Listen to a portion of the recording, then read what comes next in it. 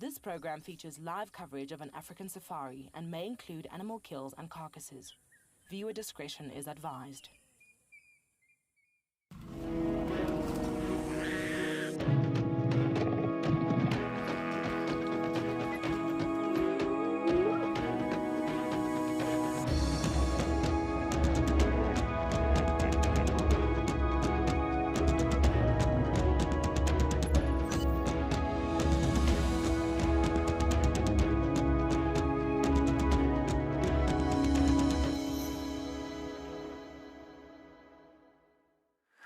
Yes, good morning everybody on this very wet Easter Sunday morning at Djuma Private Game Reserve in the Sabi Sand, South Africa.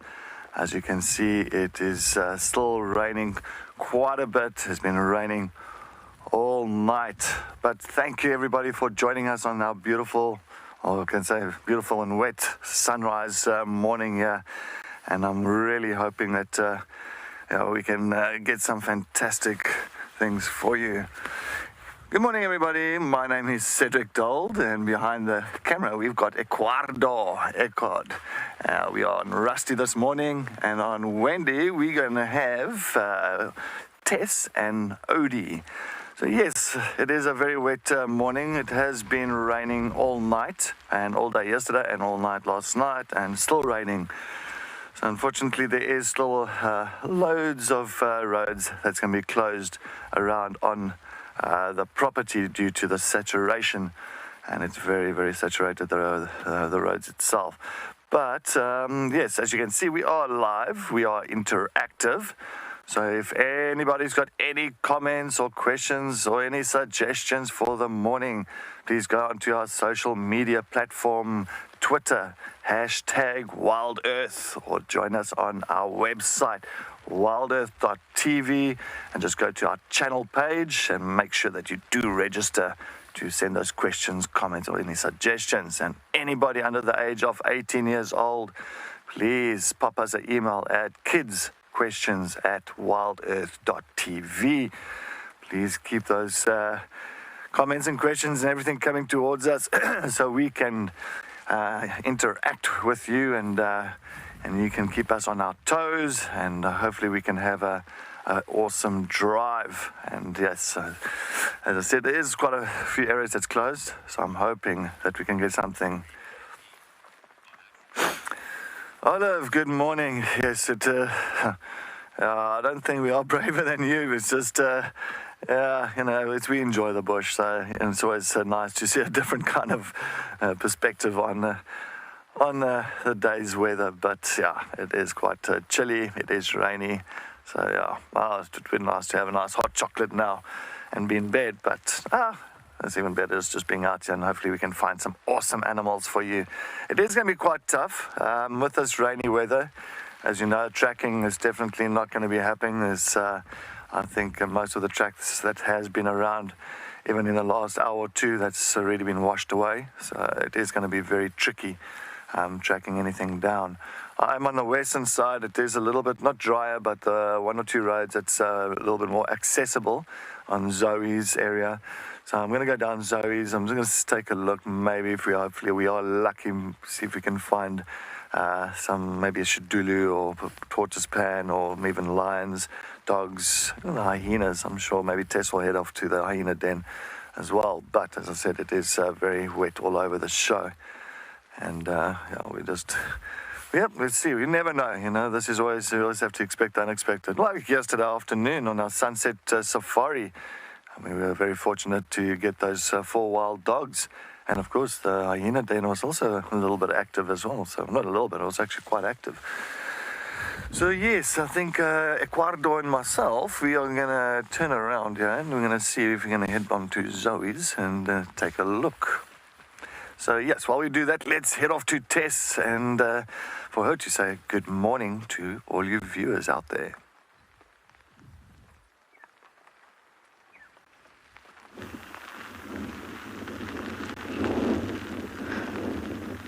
Good morning, everybody. It is very wet here on Djuma, and the view you can see at the moment is the rain coming in from Philemon's Dip area. I'm just off of quarantine and I'm going to be heading down towards Weaver's Nest, provided I can see. My name is Tess. I'm going to be your guide on safari here for the morning. Behind the camera is Owen, and we are looking for penguins, great white sharks, dolphins, and any other marine creatures you can think of this morning, because at this point we have got rivers and seas flowing here at Djuma Private Game Reserve. So, like Cedric said, it's going to be a bit of a tough morning, but we are going to do our best to keep it exciting, hoping that maybe there might be a leopard somewhere along the line on the road, because we can't off-road. But it seems like regardless of what the weather is throwing at us, it is really beautiful. Don't you think that's gorgeous? Look how green it's becoming. Overnight, it's become more green. That misty look is really stunning in the distance. And I think we're in for an interesting morning. So if there are any sea creatures you'd like us to look for this morning, let us know. On my list is a shark. You know, Janine, I was very close to wearing a wetsuit and flippers this morning. I thought it would be very interesting seeing me emerge from Chelapan and walk with my big flippers on. Try and get back into the car looking like a proper frogman. But alas, I left them in Port Alfred. I left them at the beach. I didn't think we would be getting rain. I can tell you that much. But we have learnt a few things from yesterday. I'm already wearing 15 layers. I'm not waiting to put them on over the course of 3 to 4 hours. So I'm already wearing quite a few layers, almost all the layers that I own. And we managed to get a brush through my hair last night. Can you believe it? It took forever. Cedric literally had to help me get a brush through my hair because there's no ladies in camp at the moment. It's just me. So Cedric had to help me get a brush through my hair last night. Quite a bit of my hair came out in the brush, but it was definitely worth it because I got a brush through it. And this morning, I am rocking the bun, trying to keep it in check. So we need some interesting names, animal-inspired names for the bun this morning, for the new hairstyle. Not my usual vibe, but I am rocking it this morning.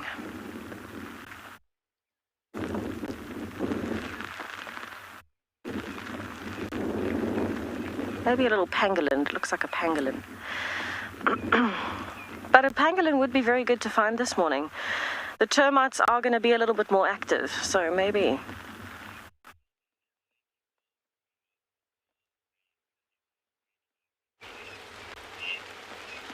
Deb, happy Easter. It is so good to have you on board. Thank you very much for joining us, and I hope everyone around the world has a very happy Easter.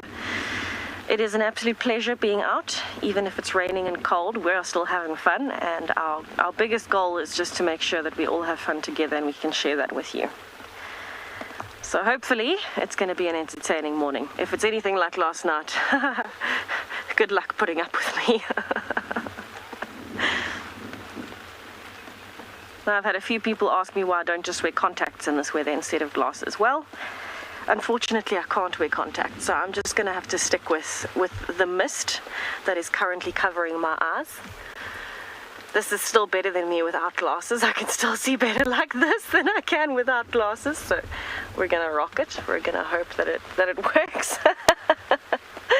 I'm wearing way too many layers. In fact, the one jacket underneath I can't even close because I'm wearing layers underneath. So we've made a plan. We are hopefully going to stay as warm as possible today.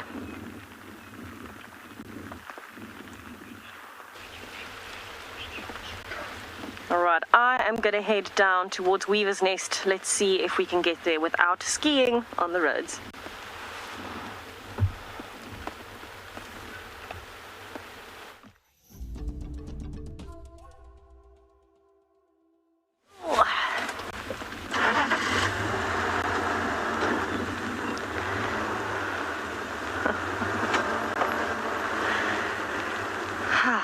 So we have closed quite a few of our roads just to protect the roads and us from slipping off of them. But we are going to check the rest of them this morning. The last thing we want is to damage anything, especially the roads where we've worked so hard and the Djuma team has worked so hard to maintain them.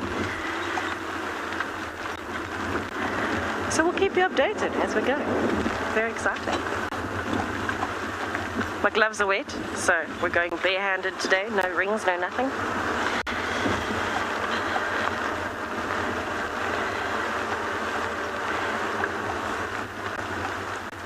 quite excited to see whether we have a river flowing at Philemon's Dip.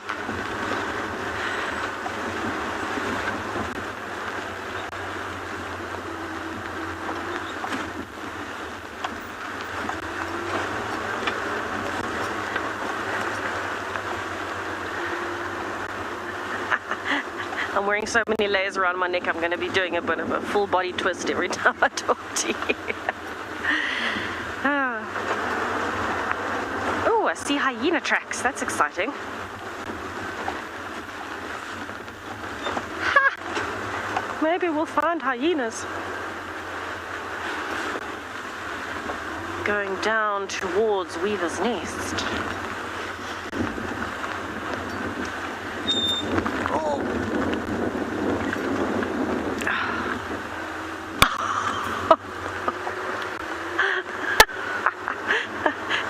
Roof has decided waterfalls are in order. But we do have a little bit of a river system flowing on the road. It's quite exciting. Maybe there's some bass in there. I'm just waiting for the penguin to come shooting down the side.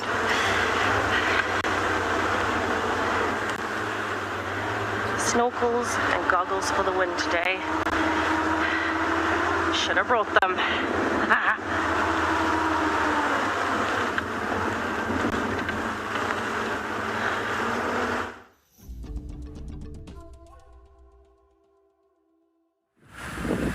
Yeah, welcome back on this very wet road. We're still on Zoe's. It's going to go very slowly at this point in time. As you can see, it's slipping. Sorry, I've just got water running down my face here. But I think it's going to be an interesting morning. I think we're always going to try our best for you. I think poor Tessa's hair yesterday was not in a good state after the drive. And I wonder what's going to happen again this morning. I think she's going to lose all her hair today. Yeah.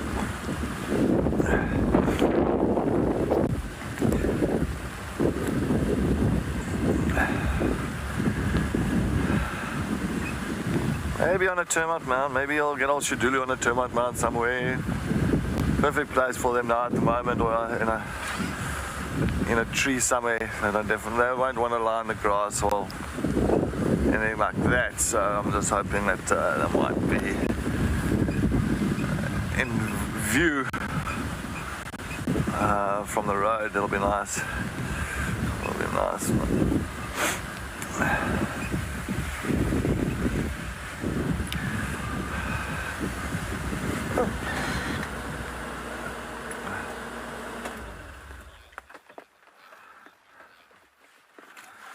Flo, good morning. Oh, there it goes. Sorry, that was just an African hoop here.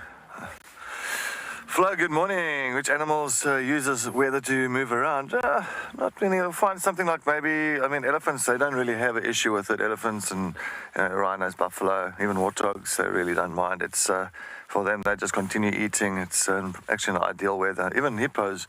You saw if you were watching yesterday afternoon, Tess had that one hippo that was coming out the water and started moving around.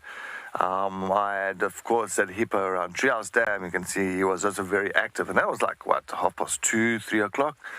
So certain animals really don't mind, but of course, when it comes to leopards, lions, wild dogs, even hyenas, all the hyenas were at the den. I think that's kind of where it's like your cats and dogs at home. They don't really want to move around too much and rather find a little comfy, warm spot. But this is the wild, so they can't really rest for too long. If something does happen or approaches them, they need to as well kind of defend themselves or move off or something like that, especially a leopard. They are opportunistic, so I'm sure if they're lying down curled up somewhere and a nice little steenbok or warthogs come past there, I'm definitely going to show us a little interest. But yeah, you'll find lots of like the impalas and that, they'll tend to move a little bit more in the thicker areas. So yeah, that's so there's such a thing. And the tortoise likes this kind of weather. Why? Because it's rain. I always find if you see tortoises on the road, they usually always coming to have a little drink from a little pan, or not pan, but from a little puddle that's sitting on the road itself. So I always find little tortoises out at this kind of weather. So maybe we find a leopard tortoise or even a hingeback tortoise somewhere. That'll be very nice. I think that might be the closest thing that we're going to get to a rosette this morning is going to be a tortoise. But let's see. Let's continue.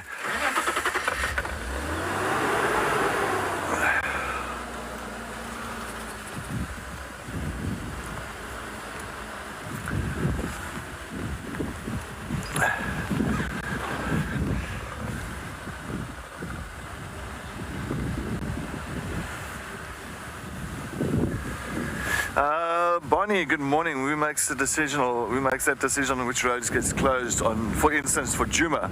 So it'll be the manager of Djuma, the manager of the property. He'll make that decision due to, he looks after the maintenance and everything of the property. So everybody, then you'll have, like, for instance, Arethusa, that's just west of us. The manager of Arethusa, he'll make his decision on that roads or on that property. And so it's actually the managers, they make those decisions. But other than that, every manager of those properties are pretty much, they make the call. But there is a SOP. So there is a SOPs to say that if in case anything like roads being closed due to a certain amount of rain, that will be made due to the SOPs. So going off-roading is done, I think, at 15 mils. If we get 10 to 15 mils, and then of course we... Sorry about that, I think this radio is blaring.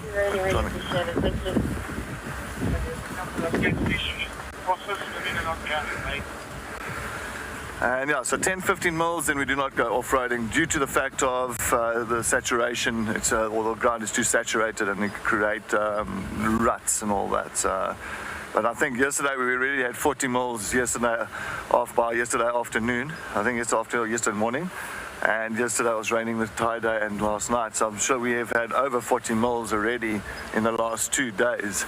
I'm sure we're looking at maybe 60, 70 mils, which is a lot of, that's a lot of rain. That's a lot of rain. That's why even roads are closed, but off-roading is definitely closed. So yeah, that's just SOPs, that's just a standard procedures for all properties here. It's all a good idea just to look after the properties. You don't want to create more damage. It's pointless going off-roading and creating huge ruts and all that. So yeah, it's a tricky situation, but unfortunately we try and stick to those things.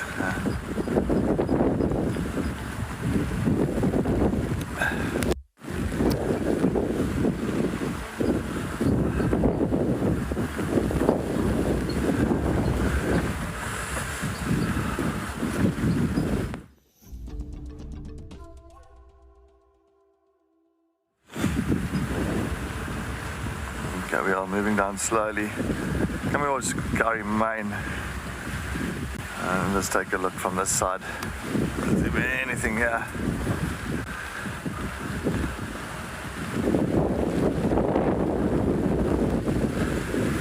And sometimes you'll find leopards and lions using this in advantage. Sometimes, because of the noise of the rain hitting the leaves and the grass, and just by the sound, sometimes it actually muffles their own noise. And sometimes they do take that in advantage. But if it's also quite cold and windy, it just kind of maybe sometimes plays a negative side to them. And then I'd rather not continue with any hunts. But let's see, never know. We always try and pick up one, or whatever is happening around here, and try and follow up.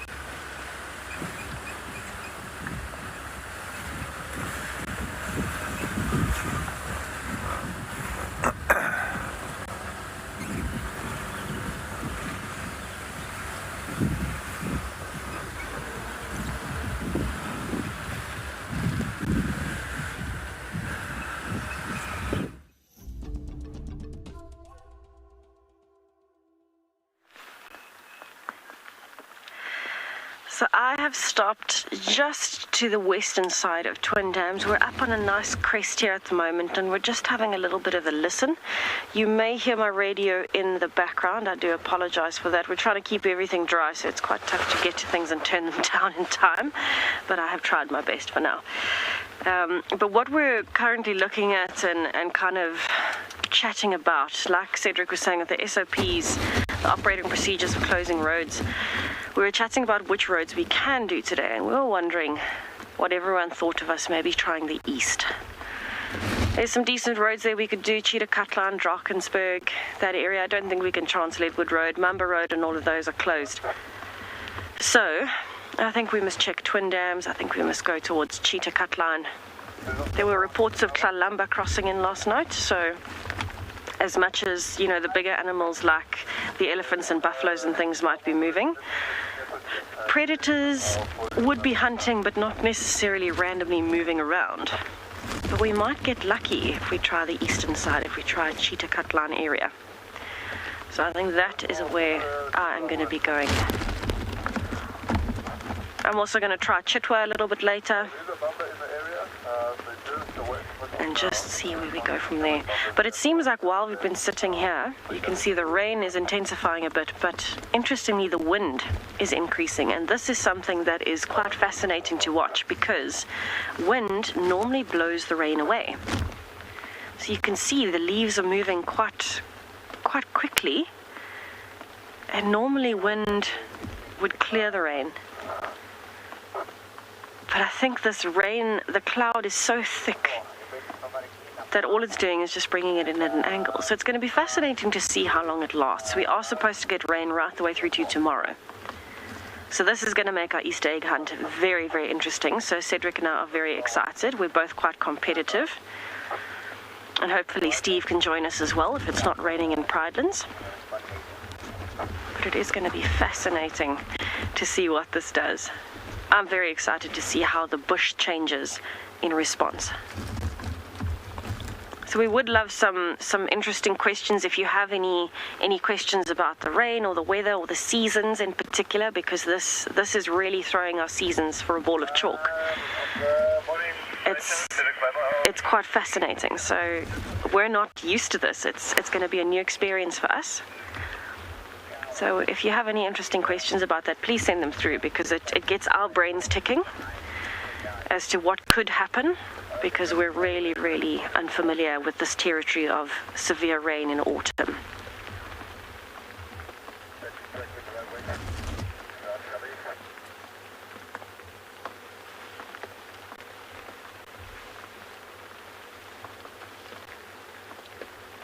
Now all I can hear if I listen is the breeze and the rain.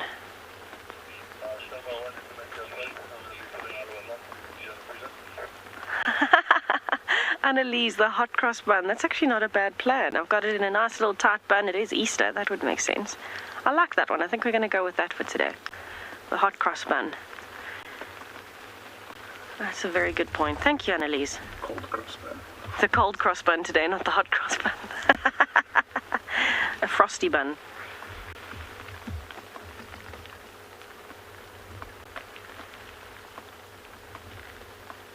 I imagine being an impala on a day like today.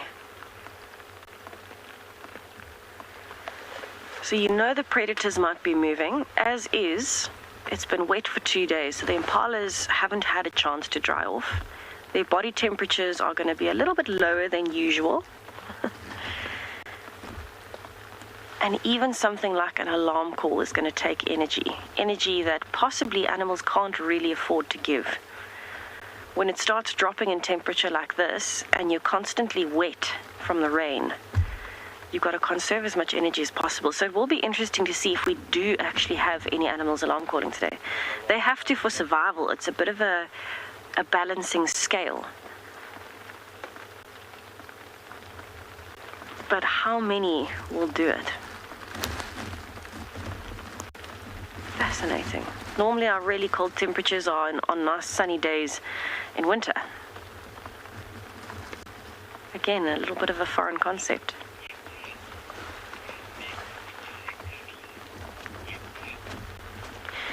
infits. A cut line is what we are on at the moment. We are actually on Gowrie Main, which is a cut line.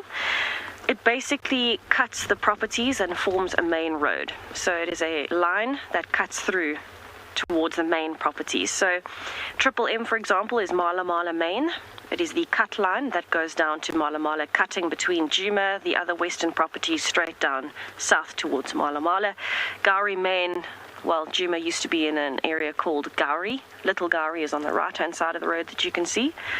So Gowrie Main is the cut line that cuts straight east-west instead of north-south like Triple M. It cuts east-west, and that will cut towards the different properties and cuts the boundaries of the different properties in the area.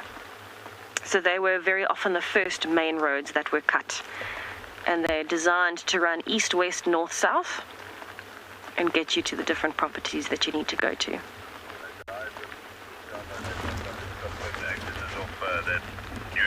Driveway. Yeah, FM call, push towards where one of Planet Banner is.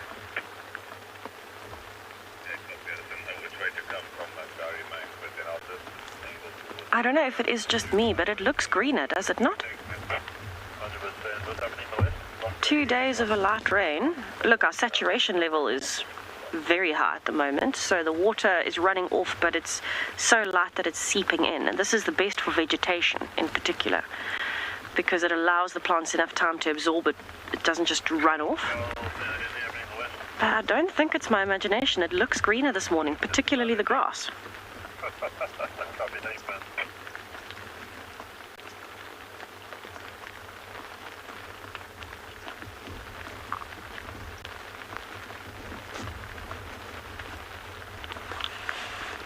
I would love to see what the fire or the burned section looks like this morning. There must be some greenery starting already. Unfortunately, we can't get there. That section of Vuyatela access is not drivable. But as soon as we can, we'll go have a look.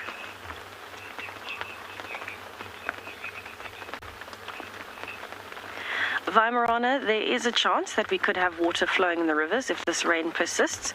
We have checked. I can hear a vehicle behind me, I think, but I've got the roof on, I can't see. Cedric. Oh, is it Cedric? Hi, Cedric. Yes, we have checked a few of the little drainage lines. They are quite saturated, so if it persists, yes, maybe we might get some actual flowing rivers, more like streams for now, but we might actually get some of those flowing towards the dams. Oh, we got a car coming from the front, Cedric coming from behind. Time for us to go. I've got to try and get my glasses back onto my face. The hot cross bun is tight, it's keeping my glasses off.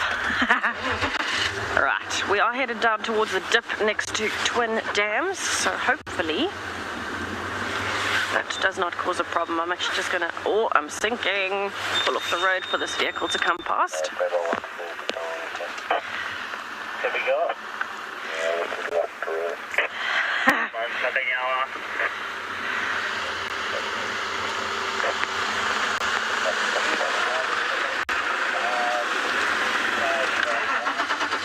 Alrighty. Try and get going. Whoa, I'm sinking. Whoa. Sinking, sinking, sinking. Okay, we're alive again. Let's go.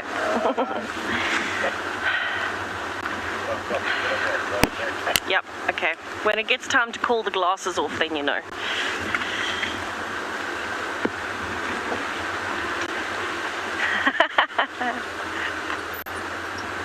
Rachel, I'm glad that I had you in stitches yesterday.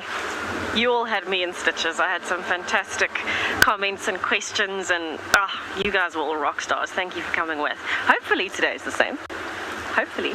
I mean, I've called the glasses off, so we're about to get real. It's going to be a party watching me and Owen drive around this reserve. It's going to be beautiful. I'm excited. We might have to start with some beatboxing and a little bit of a dance contest over here.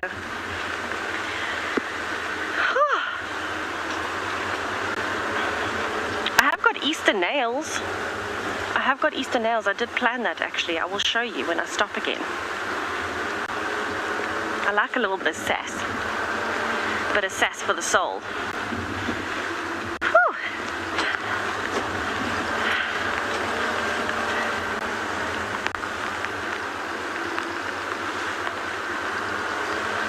Oh, calling. It's not Wendy making that noise, it's frogs. It's not me making that noise either, it's definitely frogs. Oh, but Wendy is getting cold.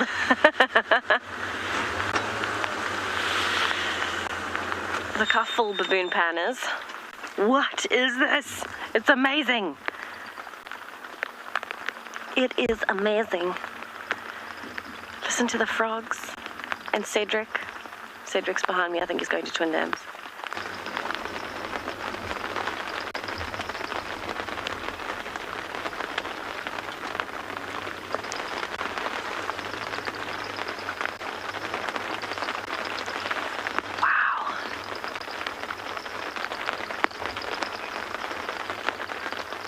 Loving that sound. We have not heard consistent frog calling in ages because it's been drying up. There have been no wet pans other than the really big ones and the dams, but even the dams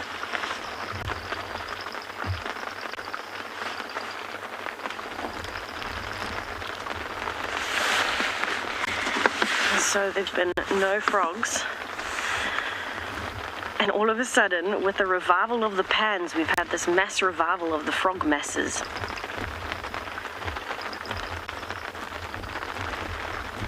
They kind of dug themselves into the mud. A lot of frog species actually do that. I don't know if you knew that. When it starts drying out, some catfish species, some frog species, some toads, they actually dig themselves into the mud.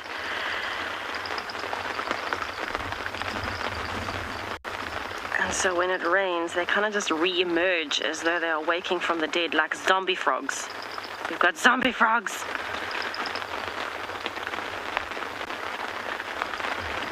Would be cool to see some zombie frogs this morning.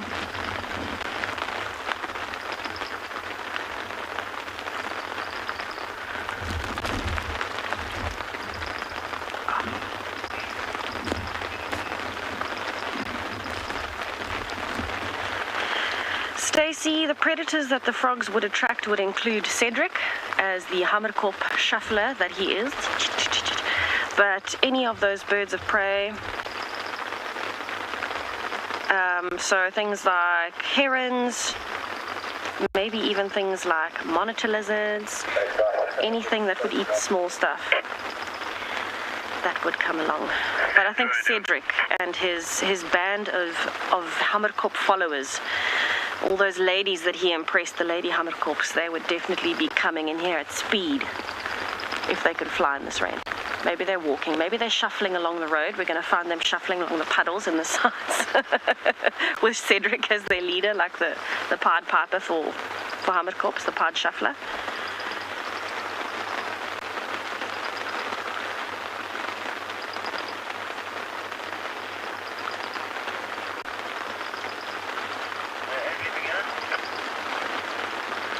The sound of this rain is unreal.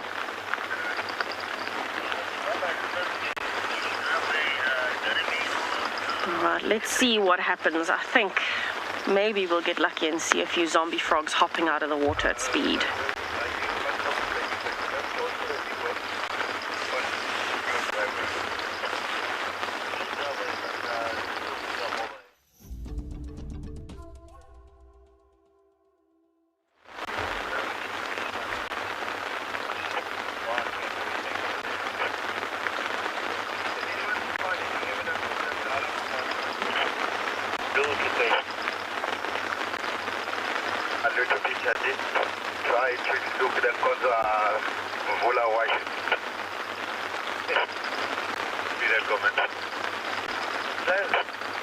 I'm loving listening to all of this. There's a lot of radio chats. I must apologize for that. But of course, we're all trying to stay informed today on what roads are closed and all of those good things.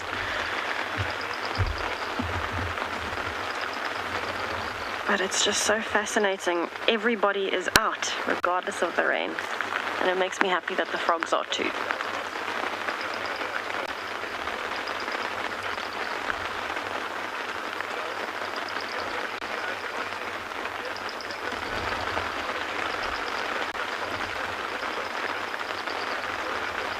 So I'm sure you can hear the rain on the roof, the froggies calling, We might see Cedric to shuffle through the frame just now.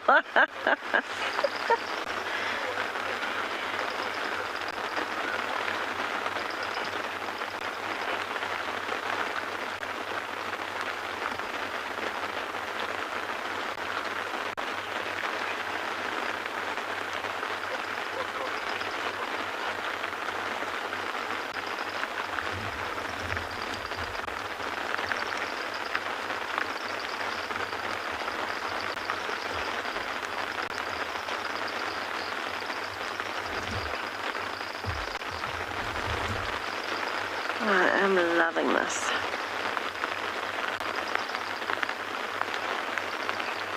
I would love to drive in the Milwaukee riverbed, but I feel like we would definitely get bogged down if we gave it a bash. So we're going to have to look from a distance just now and see how much water is actually in the riverbed.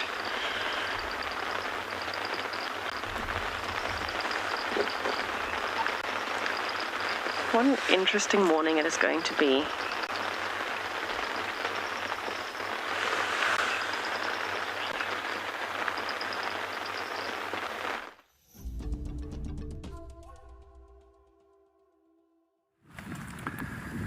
Yes, just coming up here to Twin Dams. I think we can't go really much more further north from where we are now. The roads are very sticky further up that side. So I'm just stopping here at Twin Dams. Just got a nice old male in part. You can just see his eyes are very much almost hunched in this rain that we are having at the moment. And he's just listening out. But always nice to stop at some of these dam areas, and you never know if we are very lucky with something coming down and coming through this side.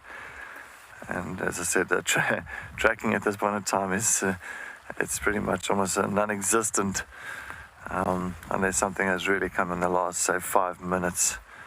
Even after 5 minutes, that track will definitely start disappearing with this rain that's coming through. But I think what I'm going to do after this, I might head up to the hyena den. I'm going to see what's happening there, see if any of the characters are around that side, and hopefully there's a few that side and maybe get a little bit of entertainment.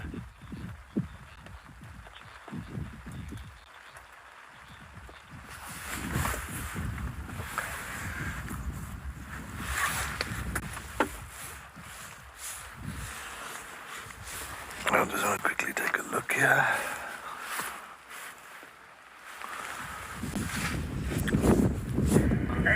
In charge of the Kachava rotation. I'm going to take myself off that standby, but he's Cedric responded as well. He is an earlier standby than me, so he will be coming for WildEarth. Yeah, so we can... Yeah, I'm wanting to get that copy. No problem.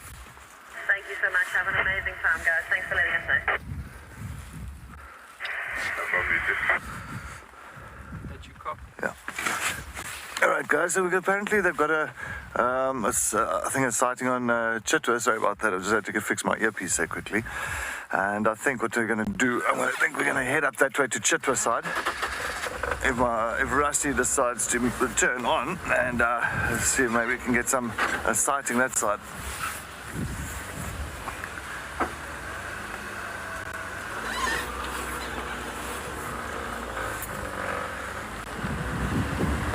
We're going to move there slowly.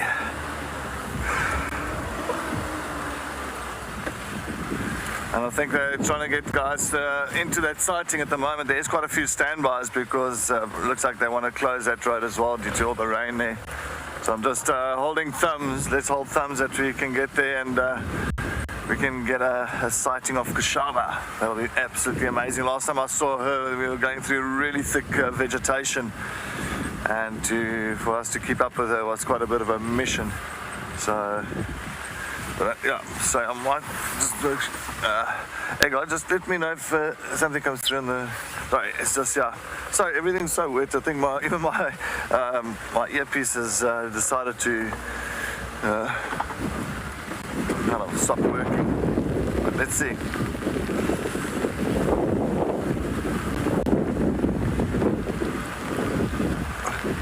Okay, Jared, I can copy you. Thank you, Jared.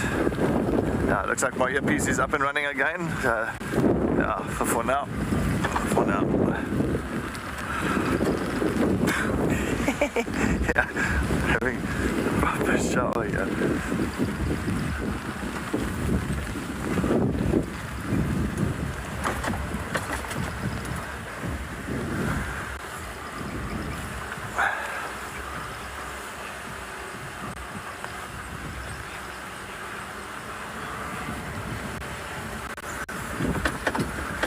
Dennis, good morning. Will some of the animals move away from the rain to find shelter? Sorry, I can't. Sorry, it's still very, very low. But yeah, animals will try to take shelter from the rain. Dennis, a lot of them will kind of go into the thicker areas like impalas, and I've seen wildebeest, even zebra. They'll move out from more the open areas and really get into the thicker vegetation. And so yes, that does happen, Dennis. It is what some animals do. It's even leopards, I've seen them as well. They won't just lie out in the rain. And lions as well, they'll kind of, go tuck themselves into a nice bush. So we are going to go through a dip here. We might lose a little bit of signal for a couple of seconds, folks. Just stay seated. Just going to come through the Mulawati. So just let's try and get through here first.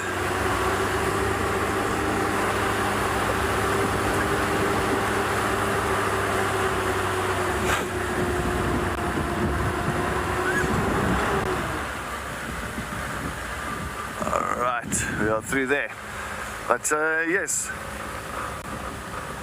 Well, that was fantastic. Well, sounds Jared just told me from FC that was the comms are stable throughout. It's amazing. Looks like maybe the more overcast, the better signal that we get. Yeah, unfortunately, less roads. That's definite. But oh well. Yeah, we're still going to slowly make our way through to the Chitwa side. And I'm going to go and see if we can find Kashava. But as I said, there is quite a lineup for her. Due to there's not much happening around because of the rain. So I think that every lodge and every vehicle in this area is going to be responding to that sighting.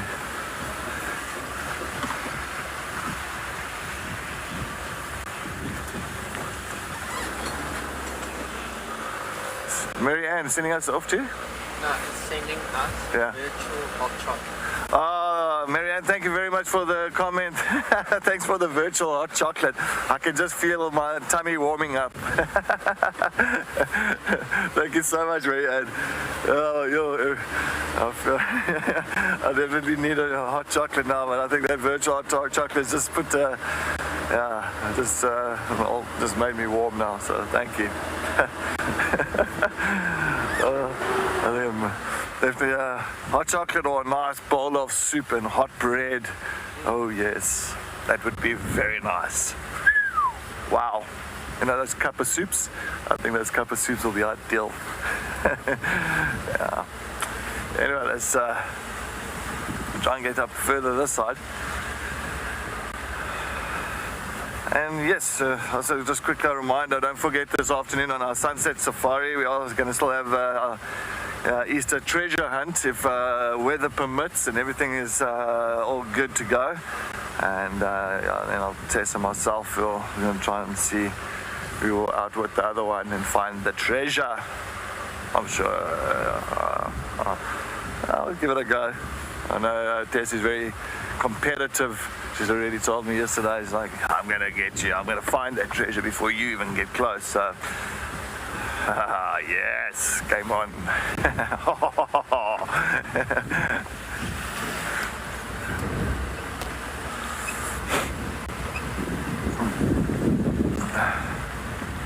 I think only treasure that we're going to find now this morning is some maybe a treasure box under the sea.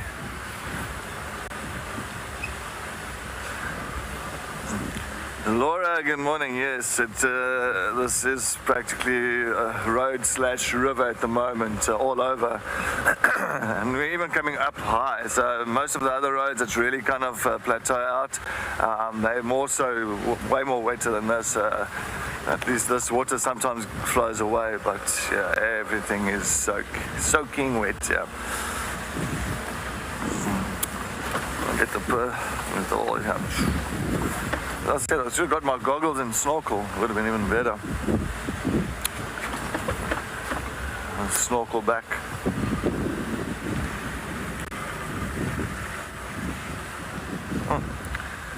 Let's see where we're gonna go. Yeah.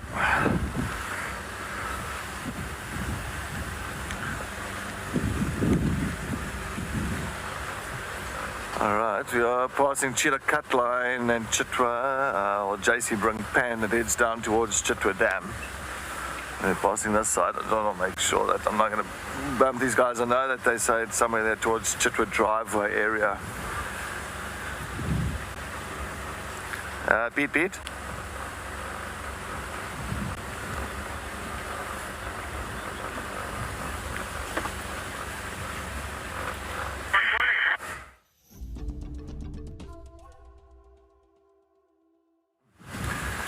Yes, I just want to find out, am I on standby too now, eh?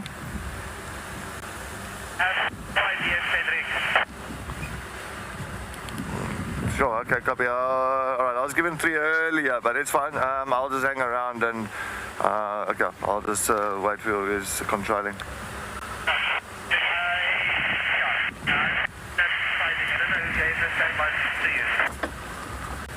Roy did.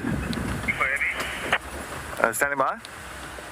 Cedric, I think Carl left Ralph where you are on standby 1. You say I'm standby 1 now? Copy, thank you.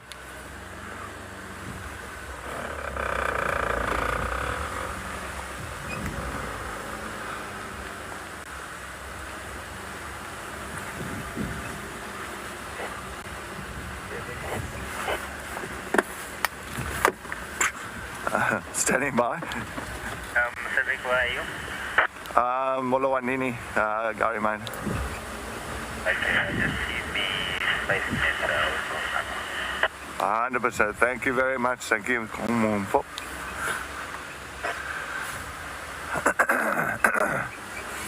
Chitwa. Oh yeah, we're on live. We're on the headphone. Yeah. Anyway, we're coming up to the Molowanini. We're almost going to get that side. I think we're going to be very lucky with hopefully a good little sighting in the next couple. So yeah, I've just had to be on the radio just to make sure that we are controlling these sightings in the correct way. And I'm not going to miss on something. So on something, yeah.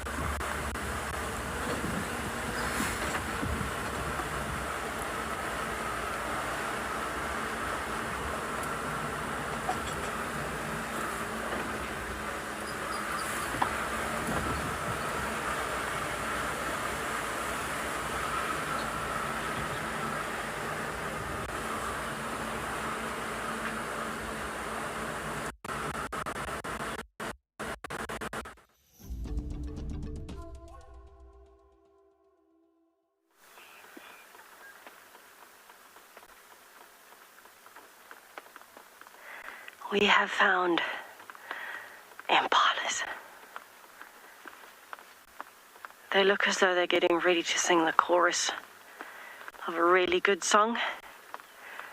I don't know what it'll be. Conductor is the male at the back. He's getting everyone in line. Line them up, get them ready. Altos, sopranos, all the good ones. They look really unrelaxed.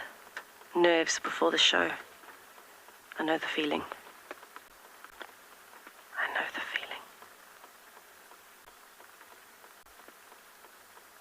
Brings a whole new meaning to a deer in headlights. Stage lights. In all reality, I think they are really cold and really nervous.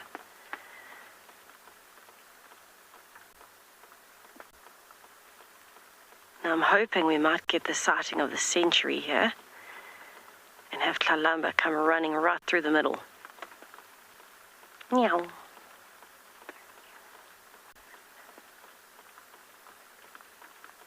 But it is cold enough that I'm fairly sure we saw one of them be flatulent just now. Saw it. Not heard it or smelt it, saw it. Problem with being so cold is you can't get a sneaky one out in front of the rest of the herd if you're an impala, because you can see your own breath, you can definitely see your own flatulence. And I'm fairly sure we saw that just now. A little bit of steam.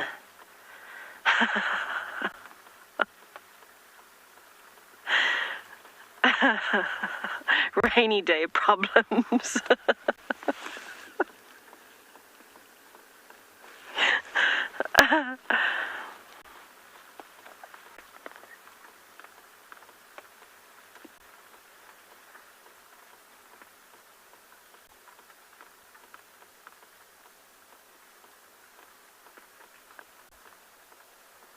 It is looking nice and green, at least where they are.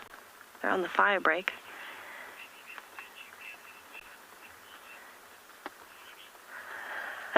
Fani. I don't know if that's Uncle Fani from home, but if it is, hello. Yes, maybe they will let me climb right into the middle there and be in an Impala cuddle puddle. I don't think Wendy would fit. Wendy's a bit chunky. But we can give it a crack. See what happens. That male looks like he's really trying to get them in line, though. He hasn't really let them relax too much. So I don't know if he'd be too happy with an imposter female.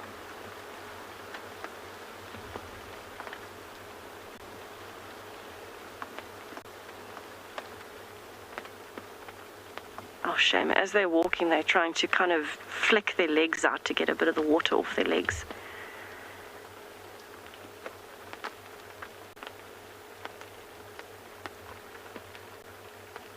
In the very realistic realm of things, I don't think I know anyone, a person, who would be subject to these conditions, like an impala, possibility of being predated upon, in very wet weather for 2 days, constantly raining, very cold, that would still be happy.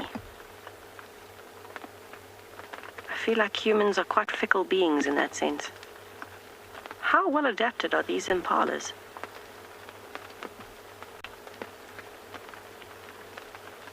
Carrying on with life, one must eat. One must survive.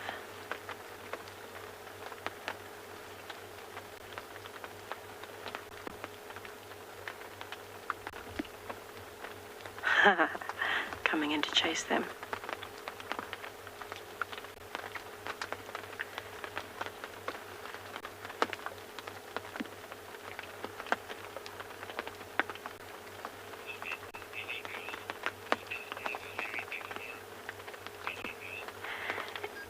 It is quite a small harem, illegal.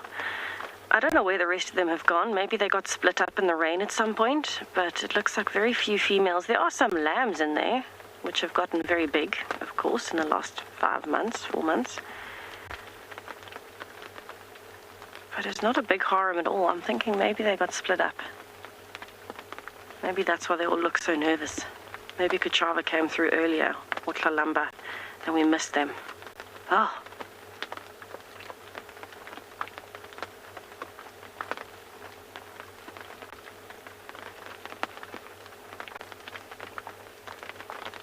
Found a little patch of shelter underneath a tree there, and they're feeding.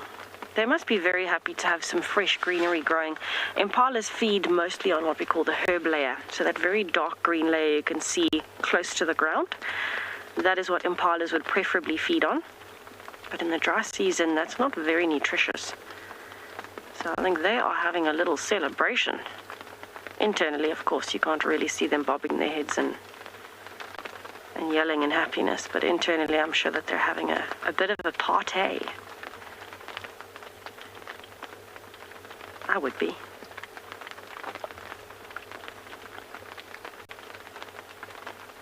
Oh, it is gorgeous.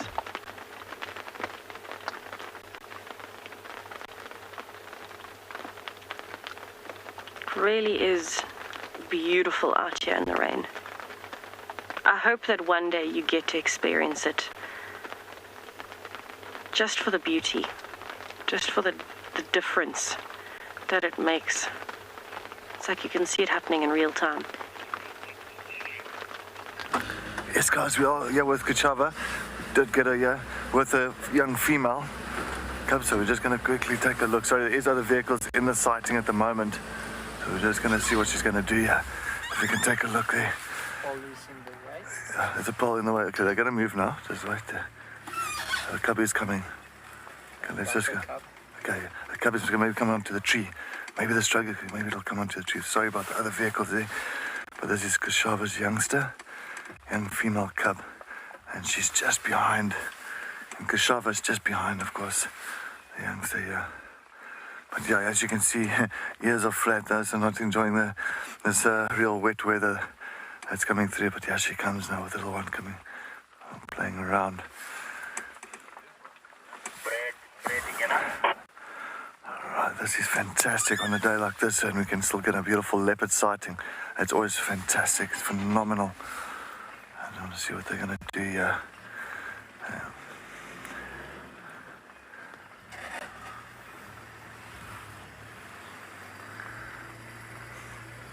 I think the little one is just playing around there, just sniffing. Hello, little one. And that's the young female cub. She is so gorgeous. Oh, she's coming right up to me now. Yeah. Hello, girl. Hello. I think she's coming close to here now. I don't know. She mustn't come to my feet yet now. Oh, hello. Coming to sit right next to the vehicle. Hello. Yeah, she has seen it before, even with Tess. I know with Tessa that this young female cub came right up to Tessa's vehicle as well, exactly like this now. It was very much didn't mind the vehicles and very curious. She's very, very curious. She is comfortable with the vehicles, which is nice to have a leopard that's very comfortable. I think the main thing we just have to always get them really a little bit more comfortable with the vehicles, and they can get these fantastic sightings of these leopards. She is a very curious girl. That now, of course, Kushava is one of Tandi's cubs. Lola, good morning. Yeah, no, you're welcome. It is fantastic. I'm also I'm over the moon about this at this point in time. It is absolutely incredible just to, at least in this kind of weather, to still find a Kushava and a young female cub. It is definitely a good thing. You can see that. I think they'll definitely want to move out more into the areas without too much water and too much rain. They are moving now further into that side. I just want to see what they're going to do. Yeah, not visual there. Unfortunately, we'll see the pole now and again coming in the way. So we have got our rain roof on here.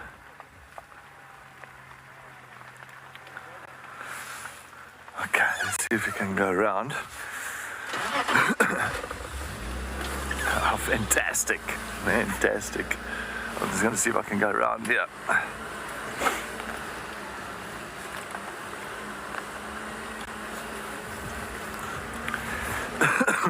And it's so nice seeing her being such a grown-up female now, Kushava herself. And I mean, she was born in, I think, 2016. So she's about 6 years old now. Yeah, she is in front of us.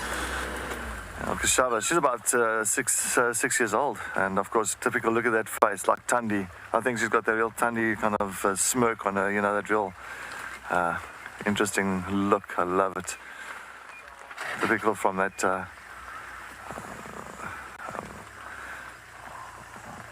that whole Karula lineage and Tandi. They all got that real half eyes, that look. She seems like really, really fantastic. And I think now Tsemba is also one of her previous litters, and Tsemba is now becoming a real grown boy now, big male. So she's done well. Her genes is definitely going out there, and I think this young female cub is also getting to that point of, she's starting to really explore. Not too far away from mom, because she's not too, she's about a year old. And I think sooner or later, we'll start seeing that female really, like kind of being more independent. See what Kushava's doing. See, she's going typical there now. See, going really much into that thick vegetation there, taking, just making sure she's out of the rain. And she's just going to lie down there, but you can still get to see her through the grass.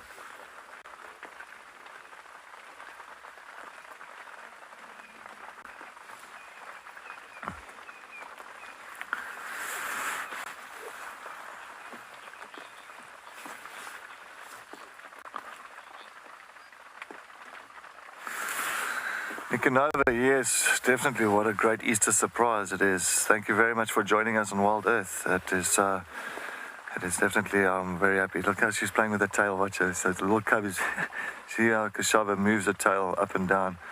And sometimes just like a little toy for the youngster to pounce on and hone in on its stalking and its hunting skills. But yes, really, really great. Even with this rain, so what? I don't mind. I can definitely rather come into a leopard sighting and bear with this weather any day.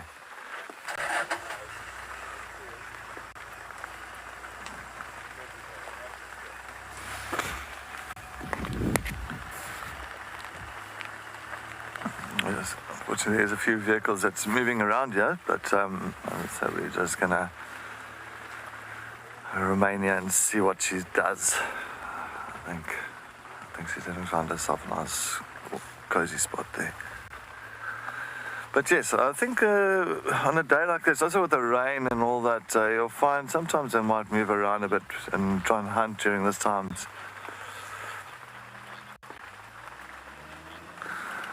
Douglas, good morning. Thank you very much for the comment or question. Is it easier to find leopards in this weather? No, Douglas, definitely not. It's actually opposite. Definitely way more difficult. You'll find with rainy weather like this, it tends to, as you see what Kashava's doing now, she's really kind of tucked herself under one of these terminalias, a silver cluster leaf. And why she's doing that is just to, avoid the rain.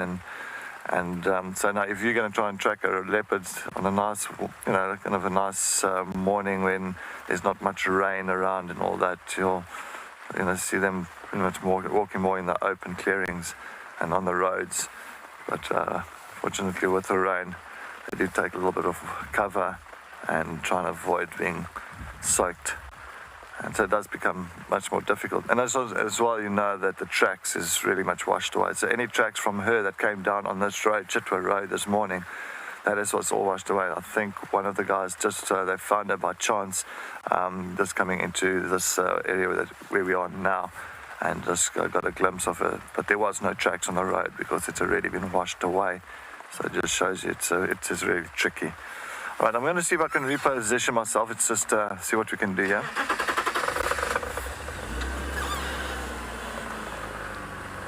See what if Egbert can get a nice view of any of them on the side, just so he can let me know.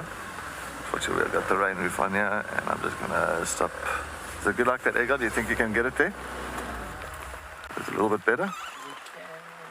I think it's yeah. I think that's the best we can get for now. I think I'll cover the little young females also just at the base of that terminalia, just behind her mom.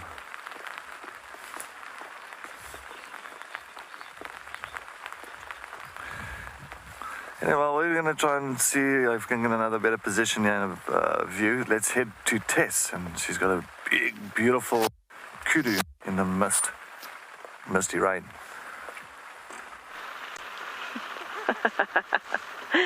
Poor Kashava. My leopardess and her little cub. My favorites. I don't know if we're supposed to have favorites, but I think everyone already knew that. But I'm happy that Cedric's getting to spend some time with Kashava and her princess.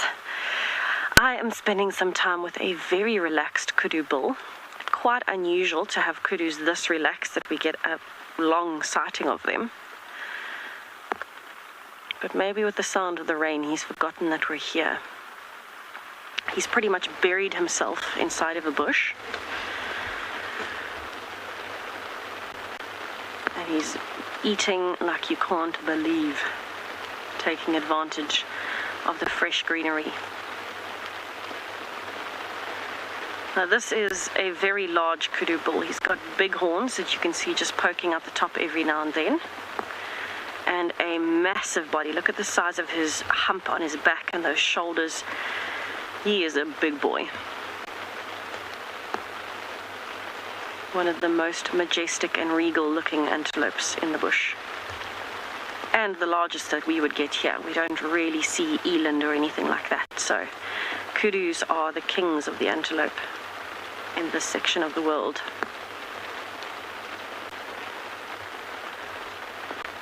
Now his coat is so wet that you can't really see his white stripes nicely, but I'm sure if his coat was dry, you'd be able to tell exactly where the white stripes are. It's a very faint line at the moment, but he's in excellent condition, so he has not struggled at all this year yet. And I think he is going to be exceptionally happy with this rain, because kudus are one of the animals that tend to struggle in the winter because all of the leaves fall off the trees and they are strictly browsers. So he can only eat leaves, he doesn't eat grass. So when the leaves start falling, he has to start really scrounging. Oh, hello. Look at that neck.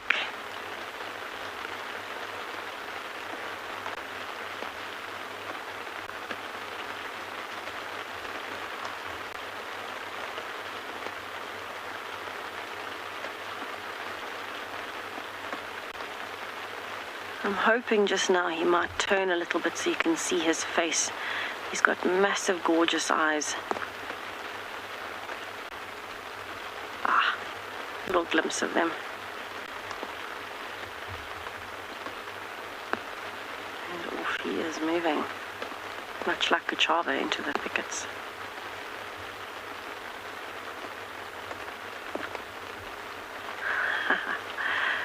There he goes.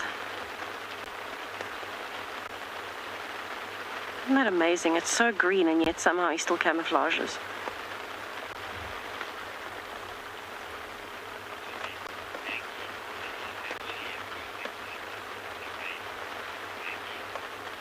Maggie, it is quite perfect. This rain, a gorgeous big kudu bull, water dripping off the leaves that he's eating. He doesn't even need to find water. He's getting more than enough just from browsing. Lovely, clean, fresh rainwater.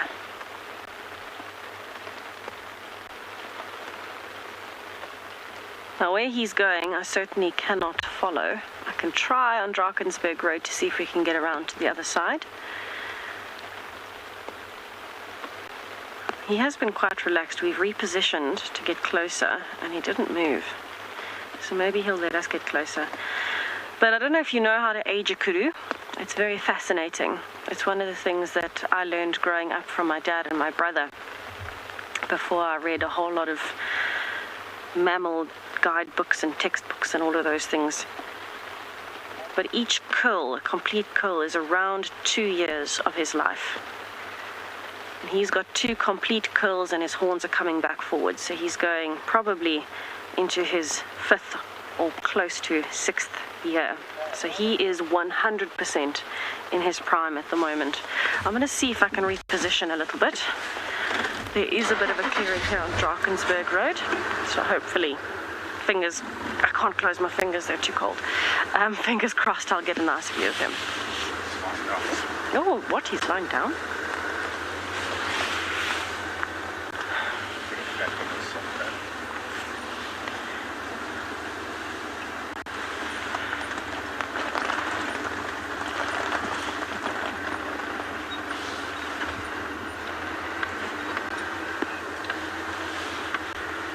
Okay, he is lying down. There is also a female here, but because of we've got flaps on the car, everybody. We've got flaps. We've got to try and get around the flaps. Flip flaps. Not Cedric's slip slops or flip flops today. Flaps. Oh, he's standing up. Oh no. It's about as much as I can do without officially off-roading. Pretty good. He is walking. He's about to... There you go. He's walking through the back of the frame, I think. You can just see a bit of a white fluffy tail. Currently going to the bathroom. Once you get up and you stretch, you got to go to the bathroom. And he's doing it while he's walking. Multitasking at its finest on a cold day. Following the female. Okay, now he really has moved towards the clearing, so I'm going to try and reposition again towards the clearing in front of us.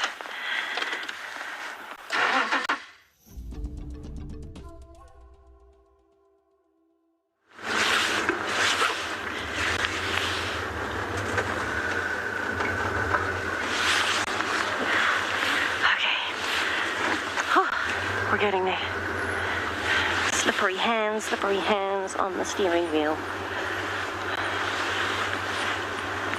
Where did you go, Mr. Kudu? Oh, there's the male. He's following her. This is exciting. Oh, now she's going to the bathroom. This is getting exciting. So they're right in front of us at the moment. I'm hoping that they don't move too far. There we go. Wow. Let's watch what he does. He seems to be following her quite closely. Maybe she's a bit late and she's coming into estrus at a weird time.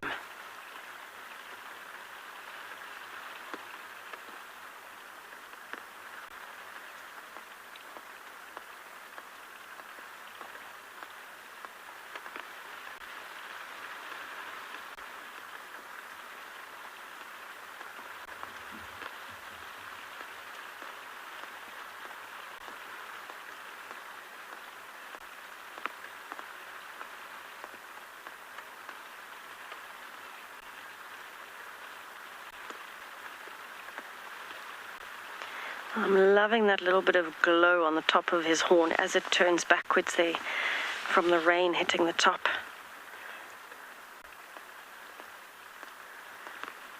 Makes it look nice and shiny and smooth.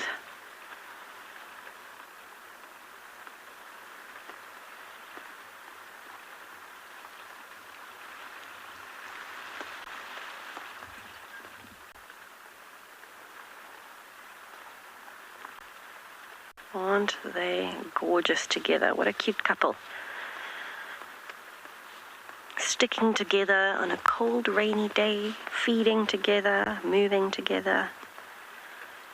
And I think maybe just now they'll lie down again and try and shelter a bit from the storm.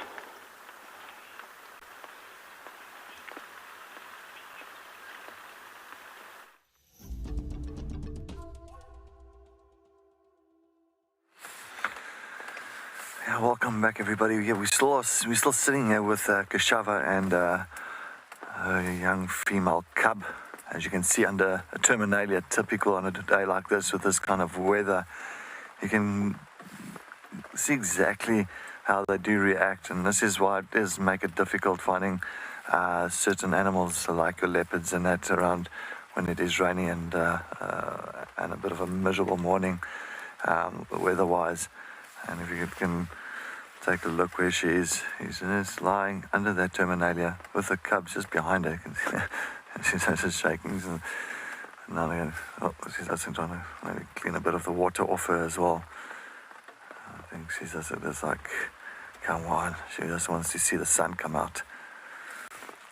Get a bit of warmth as well. But yes, fantastic that we can get to see her. I think maybe she wants to get up. I think the little cub's just behind her. Cubby's coming out there. He's just behind where she is as well. It's just tucked in there. Just messing around and grooming it herself. I think she's also just making sure she's also free from all the water that's been sitting on her coat.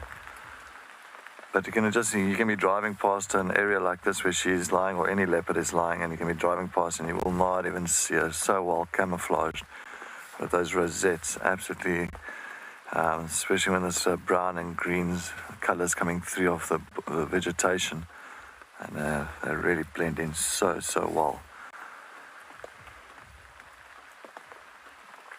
As I always say, you always have to keep your eyes really peeled finding them on days like this.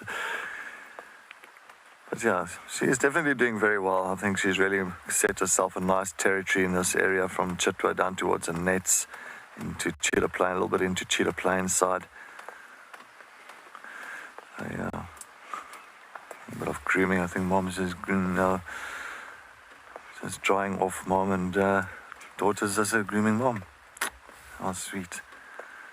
It was on a bit of a tuft of grass here, but oh, that's so cute. A bit of mom and daughter bonding and caring. Because what happens, of course, there's a lot of water on that coat due to the rain and the wetness of the grass. So they just get some water out of it. Not a burrow, Nathan. Good morning. Nathan, they won't really use a burrow. You'll find they'll use sometimes things like a rocky outcrops, so the rocky areas, maybe into towards drainage lines. Sometimes you get a nice little thick areas in the drainage lines with a bit of a lip that comes over to kind of avoid any water or getting wet. But not like a warthog burrow or, like those burrows inside of the termite mound. They'll tend to rather use something that's a little bit more kind of where they got more visibility around them and not being too cornered. So yeah, it's a thing. Even like I've seen as well, these big culverts that you get going under the roads for water pipes and that. You'll find they'll also even use that, those water, not the small ones, but I mean a decent size. They'll also use that to kind of take cover. So that's leopards. I mean, there's some of the lodges here in the Sabi Sands. Quite a few of the leopards actually use the lodges, some of the decks, where they'll actually go under the decks itself and keep safe and keep dry from rainy days like this. So, yeah, they always make a plan, but it's not always the case. I mean, it's like now Kashava and Akabi, they just don't have that luxury at this point of time. So she's been put in this situation now and just, resting under terminalia, which, of course, the cub and mom is very much, they've got each other there and they can at least, keep nice and comfortable and warm.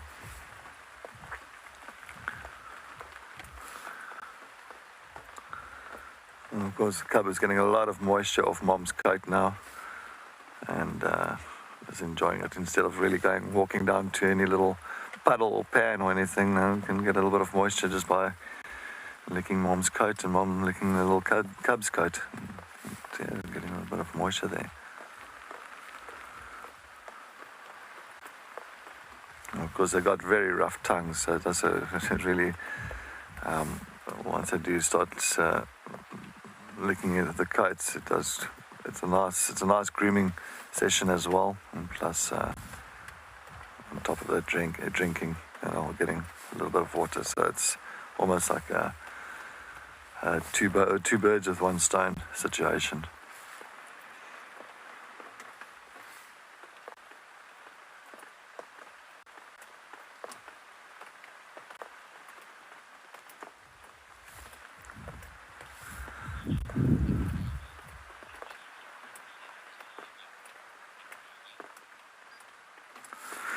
Nikonova, good morning. Now, this little princess does not have a sibling, Nikonova.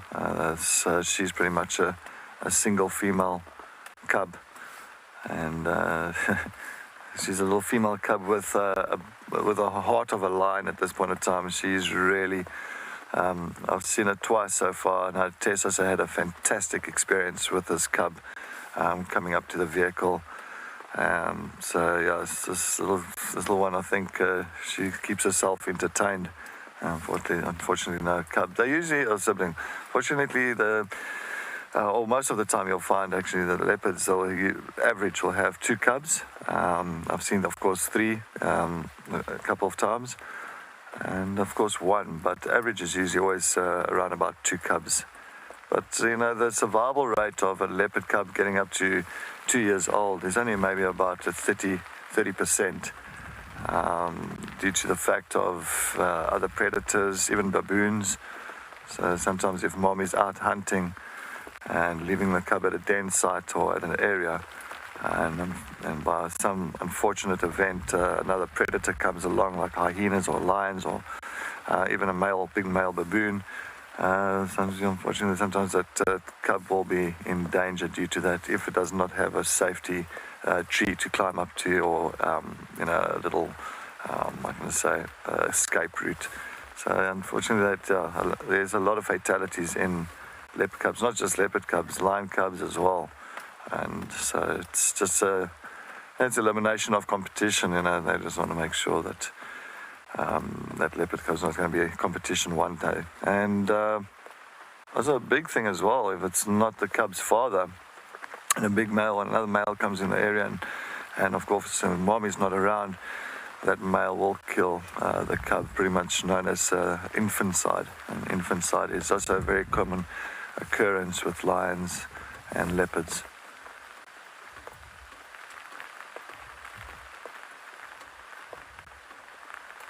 But yeah, no, this little princess is definitely, she is really cute. She has got a lot of character to her.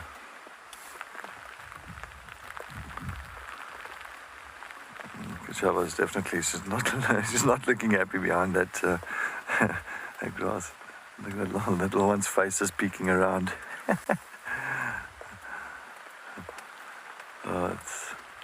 I always find when it's a mother and daughter bond, it's always fantastic. It's always a nice thing. Unfortunately, that little ones won't stay long with mom. You know, you'll find maybe about a year and a half, about a year and 6 months. That female will start becoming independent, start moving around, and you'll find that now Kashava, though sometimes the mother will actually cut a little bit of a territory off to start her daughter's life and, you know, having a territory of her own.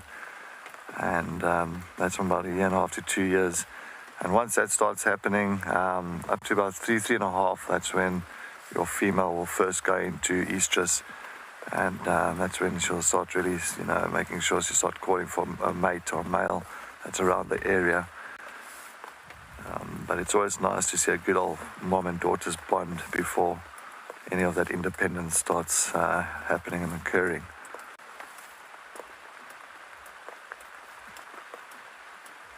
No, Kashava, she must remember, she came from a fantastic mother, and Kashava's mom was Tandi, and so she definitely had a good cub here, and it's fantastic that we're seeing her slow around here. Oh, Kashava.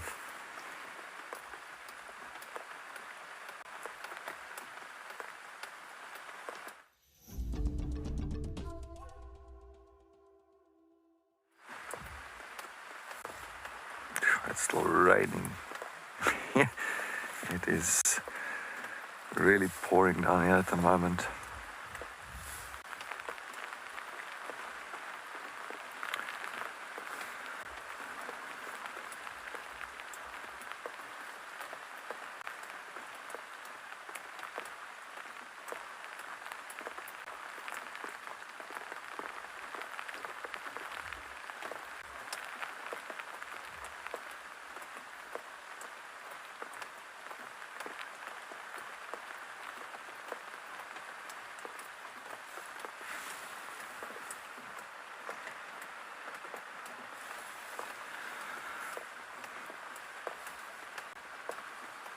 Yeah, I wonder what she's going to be up to for.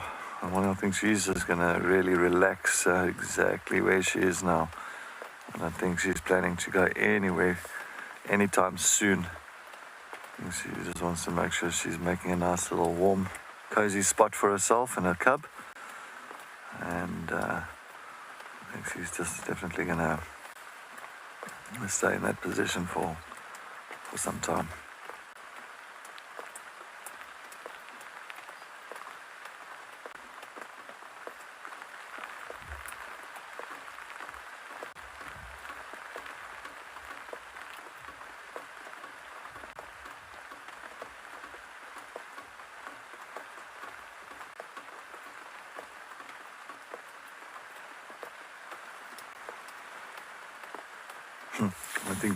I think my rain roof it's got a lot of water on top. I think once I start moving, I think we are definitely going to have a waterfall that's going to be coming down on us. Just hold your break. Yep.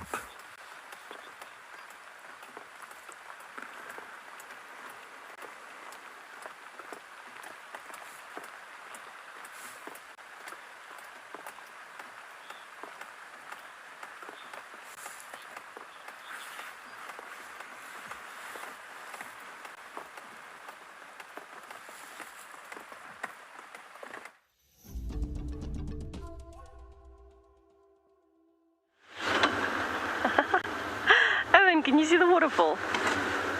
There's a waterfall. I didn't think I'd ever see a waterfall on Djuma, but we found one. Look at it. It's so cute. It's so little. Wow. Flowing water. Does this count as a river, everybody? Is this a stream? Can I go skiing down it? Water skiing. I'll bring the knee board, actually. So we're big fans of water skiing at home, my family. My brother is very good at skiing. I like knee boarding. His girlfriend's very good at wakeboarding. We're almost there. I can almost phone my dad and tell him to bring the boats up. I've got a skipper's license, so all is good. I can drive the boat around. we can go fishing for a shoal of leopards. Oh my goodness, that is gorgeous. Wow.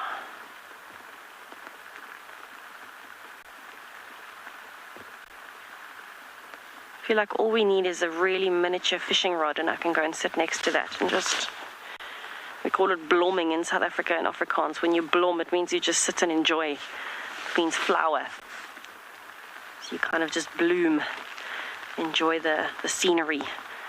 Maybe I could do that. But that is quite an intense stream. Have a look at how it's carved a very curvy pathway through the road. And that's just because this road is slightly sloped. We're coming up now, going towards Buffelshoek Dam. And the water is just creating this pathway, carving through the road. Now, luckily, the soil type here is quite solid. So there was already some erosion. And then, of course, the water is just adding to that as it flows. But some of the areas, so the roads that we've closed, they are things like black cotton soil. And I can tell you right now, I've had to dig a Land Cruiser out of an area where you couldn't even see the chassis anymore. I didn't drive it in. I was just on standby at the time, and I had to get it out. We had to bring the TLB, which is like a big tractor, and try and get the Land Cruiser out. Very entertaining. But hopefully Wendy will not be having such an adventure today. The old girl has done well. She has indeed. Keeping it together like my hot cross bun in my hair. Oh, bump.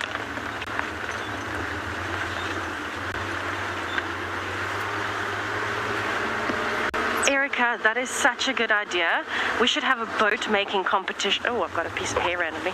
We should have a boat making competition using natural things like little pieces of bark and sticks, and then threading it through a leaf to make a sail, and see whose boat goes faster. That's a big hole. Oh. That's so cool. Raging rapids in the roads with homemade boats from natural things. I like it.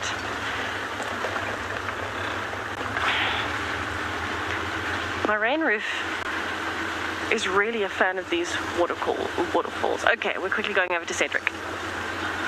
Yeah, welcome back. Sorry, something just caught Kashava's attention. She just ran off and left a young female cub here. And of course, you know that we cannot go off-roading here, so can't follow where Kashava went that side, but she just went bolting to the north of us. So I'm just going to see her, and the little young cub is still just remaining where she left her. Let's see if I can see where did she go. Unfortunately, we have got our rain roof on, and everything at the back is covered, so I can't really get a proper view on where she went, but I don't know what she picked up on, but that was something very... got attention very quickly. It just shows you. The cub is also very... I don't know why the cub is also showing a lot of interest. So you can see how the young female's looking at mom and what she's doing. I think she wants to move as well. I think the cub wants to... Oh. There you go. Where did your mom go? What's... Sitting down and just observing, I think... sorry about that rain roof pole that's in the picture there.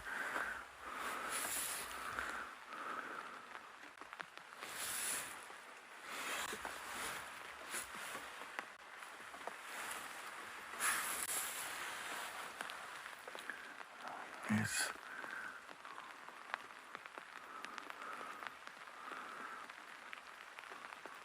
So I still didn't really get any idea on exactly who the father is of this cub, but she's moving now. Unfortunately, going to go behind us. All right, let's see what's happened.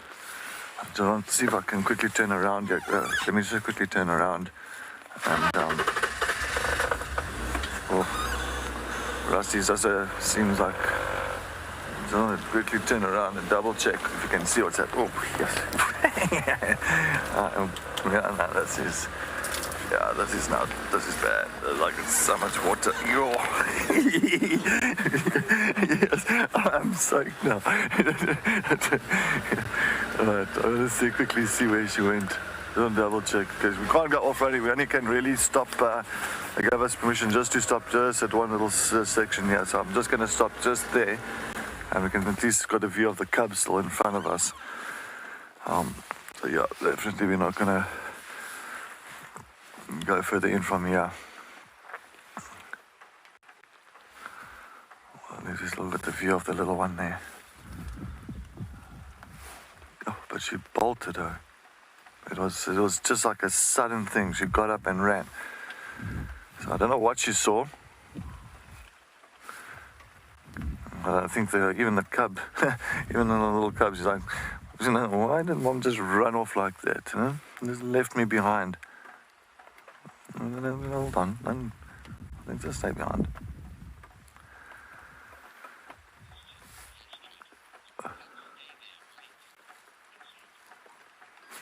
Asher, good morning. Thanks for joining us with the cub stay and wait. Well, clearly the cub has just decided to go. The cub is getting to that age now where, of course, he's getting interested in saying, hey, what is Mom doing? Why is she doing that? And but, of course, Mom just bolted so quickly away. It left the young female cub wondering what's happening, just like us. So, but the cub is still there. I think the cub might just hang back a bit. Look, if it is danger, then the cub won't go towards danger, but the cub is moving further towards where Mom is. I'm sure it's picked up on exactly where Kashava went. Just trying to look, still moving further in that side. You can see that. Still looking interested. I think the cub still sees Mom. Of course, as soon as Mom sees that it's no danger or anything like that, she'll find it and she'll start calling. So that might be the case, but as I said, it's very difficult to really predict the situation at this point in time. Did she see maybe something to hunt? But the way she reacted was more to, I don't know, something over more of a fright. All right, I think the cub went further. Let's go around the road. I think go around Chitwa. Oh, Rusty's struggling to start. Okay, so I just want to go to that side.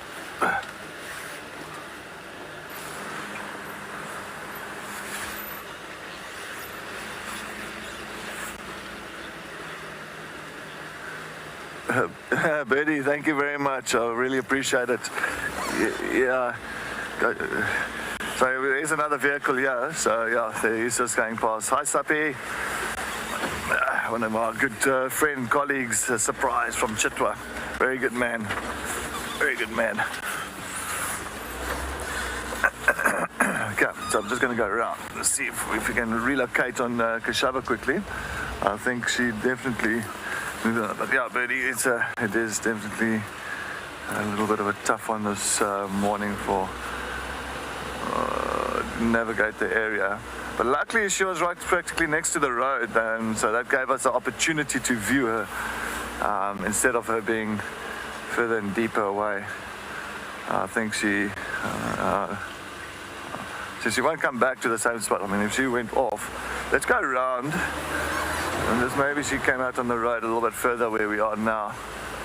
And let's see what she did see that side. Okay, I'm just going to quickly give an update on the radio. Yeah, station, just a quick update. I left Kashava. She's just gone further north into the block. Of course, I'm not following because of the Mvula. And also the Mantuan looks like it's also following that side.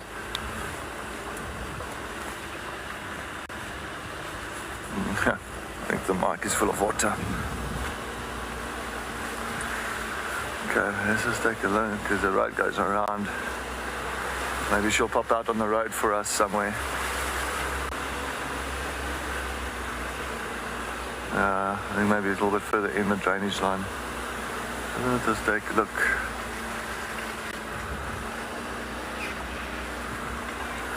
Let's see what she saw here.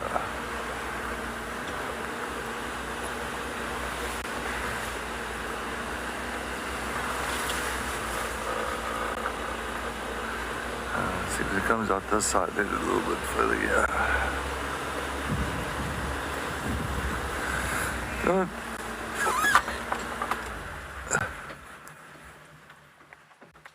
I just thought I heard something there. It might have been Rusty's brakes.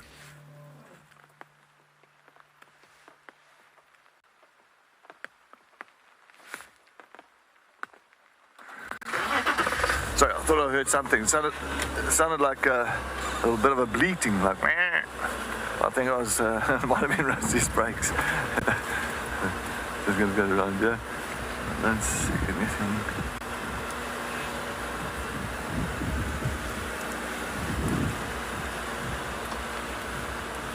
On that side, it doesn't come through here. Don't see any.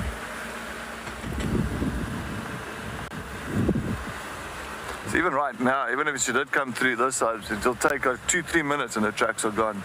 I won't even be able to see exactly where the tracks went or where did she go. Even if she went down the road. Well, there's so much water coming down here. I'm just going to stop here.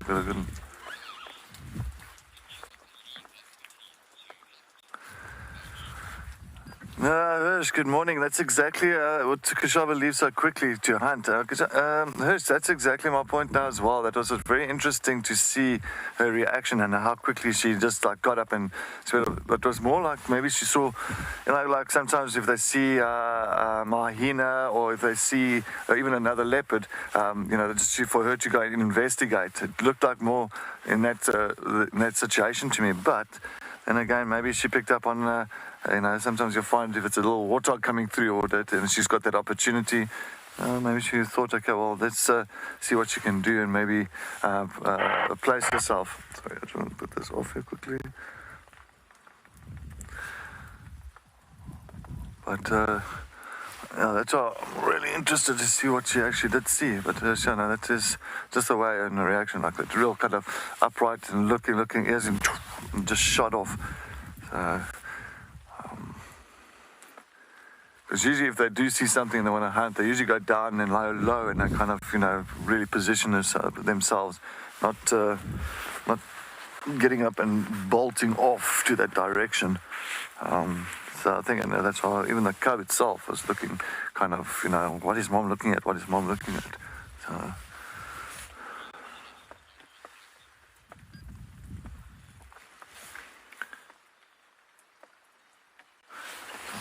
See if they don't come out behind us here.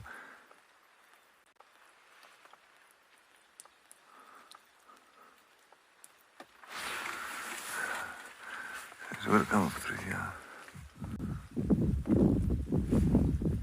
Okay, well, let's go a little bit further on. Make sure I didn't miss anything else further here. We got a little bit on here.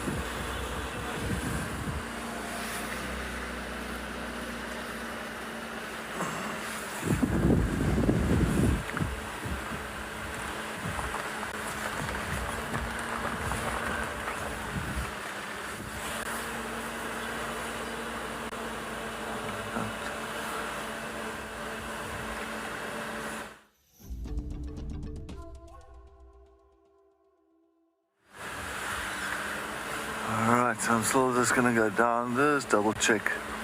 She didn't come here, but I still don't see any, as I say, spurs will be almost gone again. That's how quickly, so much water's coming down the road.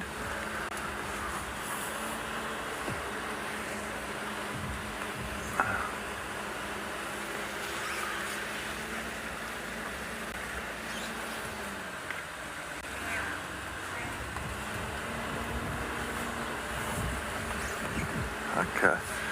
I think let's, what I'm going to do is she won't come so far. I think she didn't come this far down.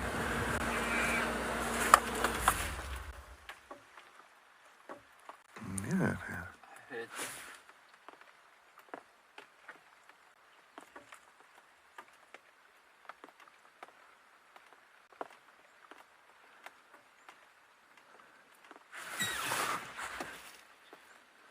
Sounds like something's been killed. Like,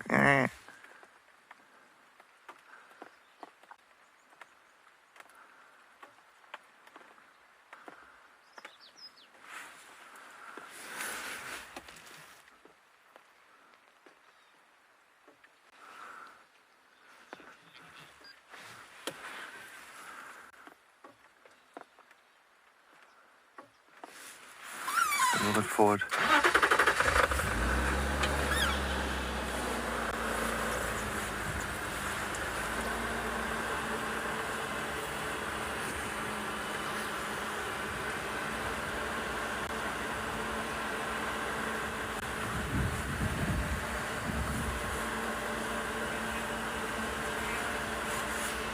Where are you going? So we'll have to... It's back that way.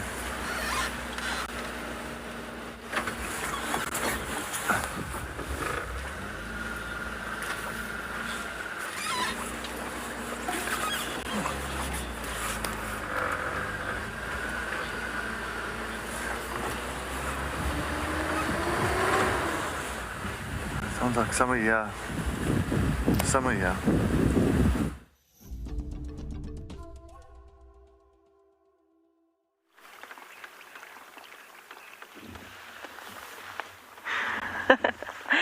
I am sitting at Buffelshoek Dam.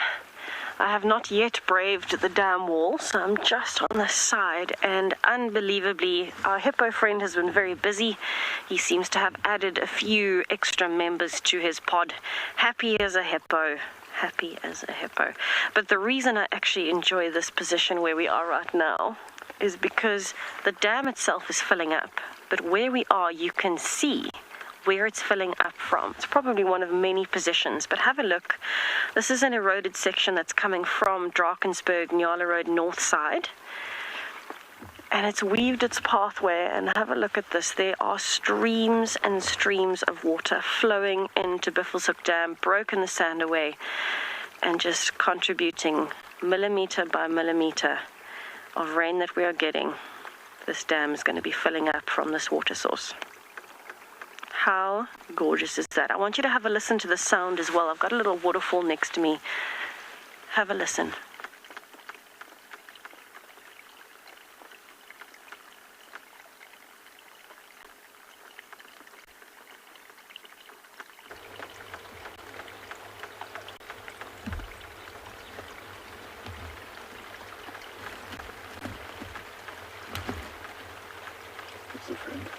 It might not seem like much, but the sound of flowing water is unbelievable.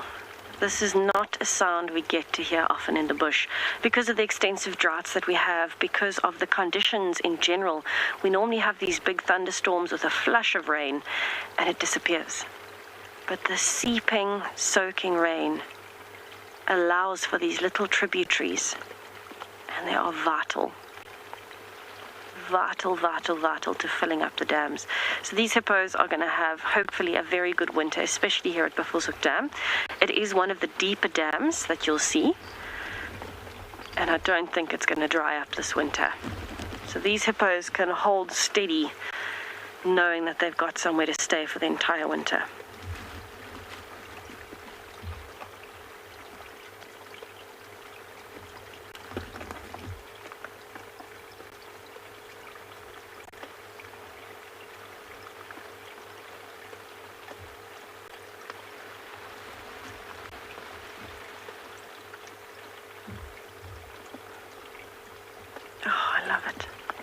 Such a good sound.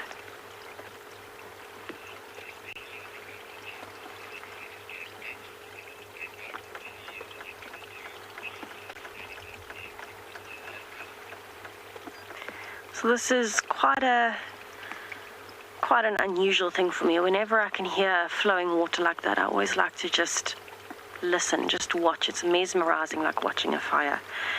Unfortunately, though, what that means is because there is running water, there is enough rain for it to be happening, and that's a good thing. It's a fantastic thing for the bush, but for us, it is not ideal.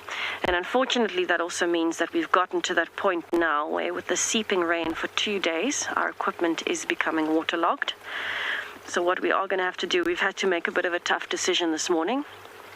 I know you'd love to hear more of my sparkling personality and my sass for the morning, but we are going to have to start returning back to camp. The rain is increasing. We are starting to sink in. We're sitting in a bathtub at the moment. I think Owen's feet might be underwater in the back of Wendy. And we are going to have to protect the equipment. So what we are going to do, we're going to have a last little view of these hippos. We're going to send you into a repeat so that you can see some of our best moments while we wait for the rain to ease and some of the equipment to dry off. And hopefully we will be out and about this afternoon for our Easter egg hunt. We're really excited. I'm going to be the best Easter bunny you've seen, and we're going to have a ton of fun. So thank you for joining us for the morning. Thank you for sharing all the fun with us, and hopefully we'll see you for an Easter egg hunt this afternoon. Enjoy the best of safaris, and we'll see you later.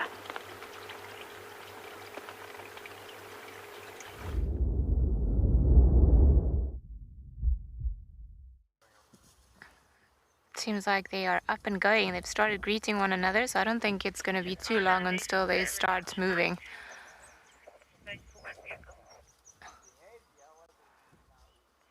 On Zoe's Road, I'm approaching at Berenati in junction with Zoe. Whew. I don't know if you guys can hear, but there's a lot of... It's almost like a squeaky toy, the noise that they make. So this is normally the greeting ceremony that they do before they go up and then start becoming active and moving around. So hopefully this is the beginning. All of them greeting one another. There are quite a few of them missing, but at least there's some action. Just guys, don't go behind the Djuma man. Let's just wait. Oh, there you see they're popping out on this side, and they might just pop in front of us. Oh, well, look at that.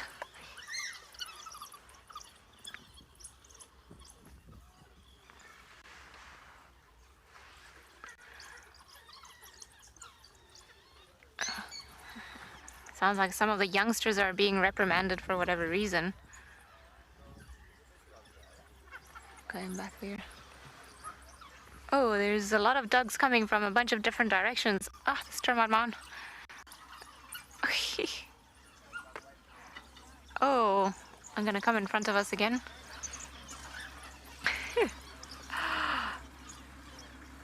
Oh, that's pretty cool.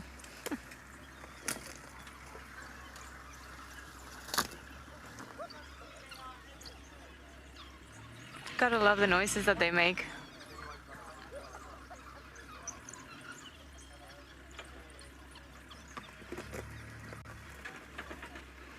Let me just go forward. Don't know how much this is gonna help, but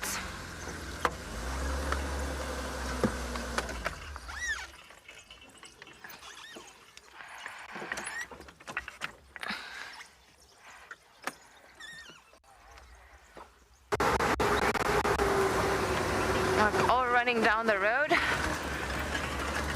and they're going at quite a pace. These dogs really do need to know how to run.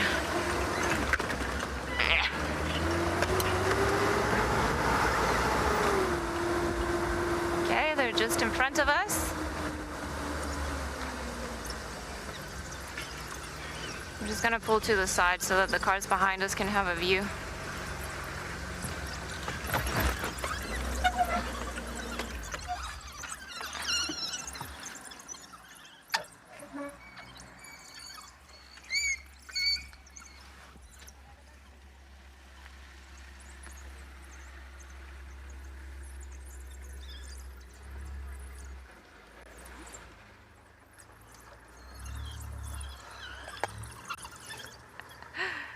Look at all those little heads popping up. So the ones in the middle, those are all the pups, as you can see by size. How epic were all of those sounds?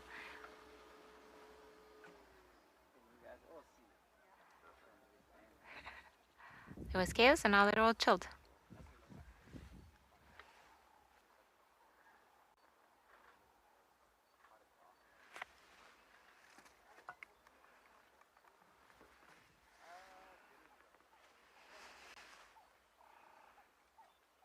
Beverly, yeah, it does. It almost does sound like a little bird chirp. It's quite something, isn't it? It's really epic when they all do it at the same time. It's oh, what's happening there? Are you guys still playing around?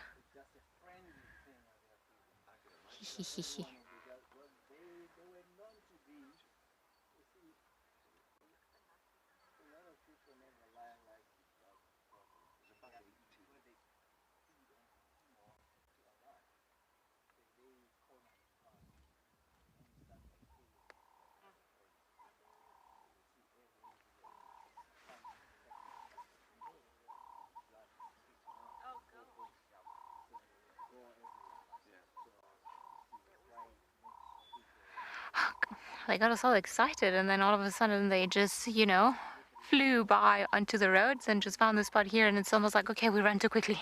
Just got maybe some brain rush or something like that. Too much blood flowing to to their heads after that very quick run that they did, and now they're obviously exhausted again.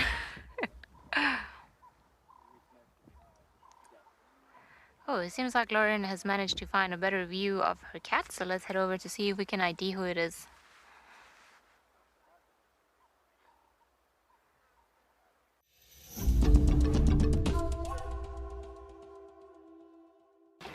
Okay, let's stick our nose in.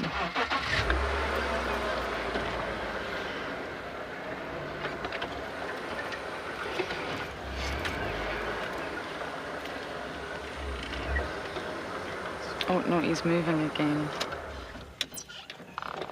He is stalking something. Look at that, look. It looks like he's gonna pounce.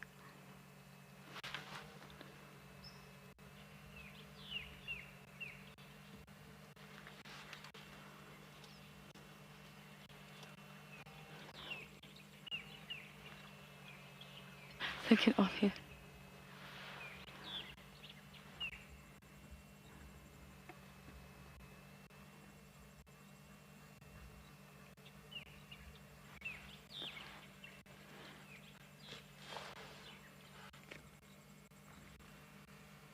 It's really tricky to see, but it is.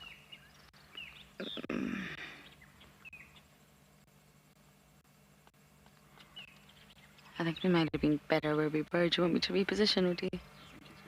Oh, the impala running along the damn wall. Look.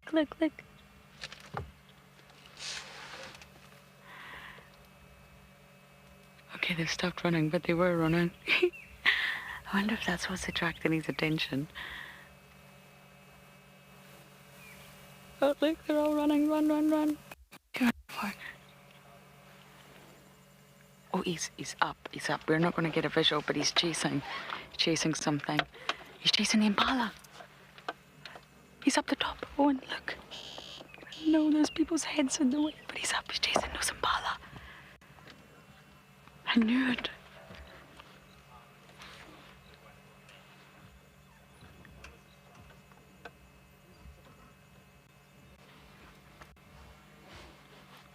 He ran all the way up the damn wall. What you gonna do now, boy? They've seen you. Or have they?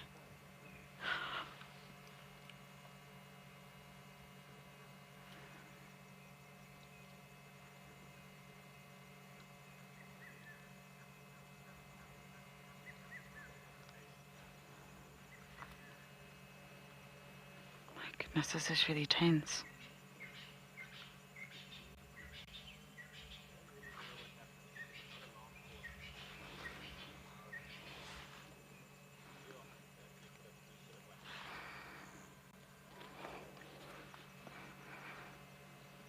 Shasha boy, they saw you.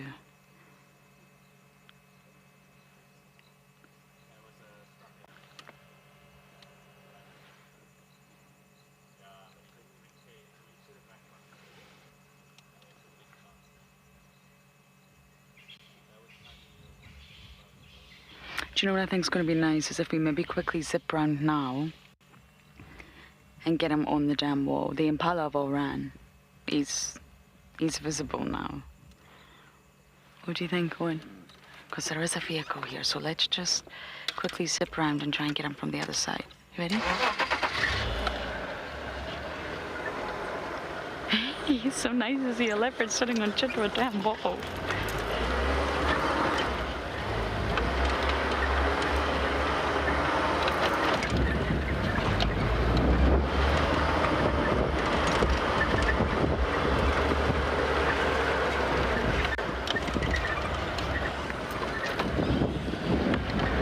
That was very exciting. I knew it. I said to Owen, there's impala running. I knew he was looking at them, but it wasn't successful.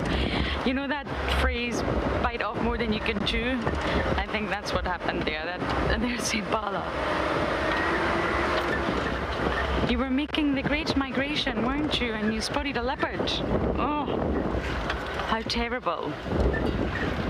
How awful.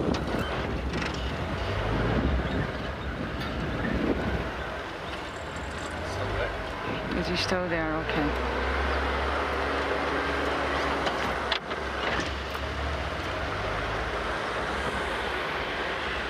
Okay, there is another vehicle here, so I'm just going to figure out how I'm going to position.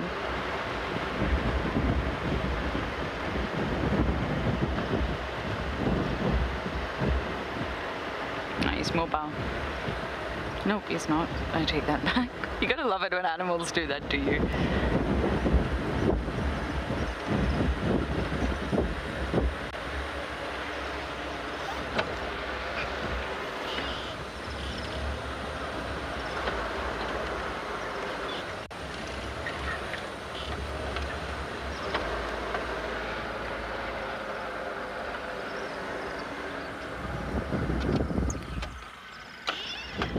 Okay, there we go. Poor Shasha. Oh, okay, that didn't quite go to plan. There we go. It was a very impressive rock climb though, Shasha. It was very impressive.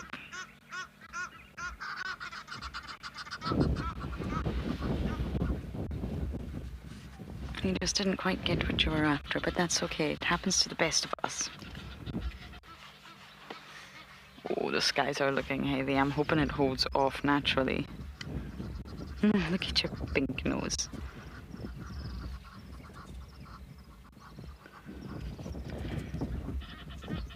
It's actually way better for us, for him to be out in the open on the damn wall like this.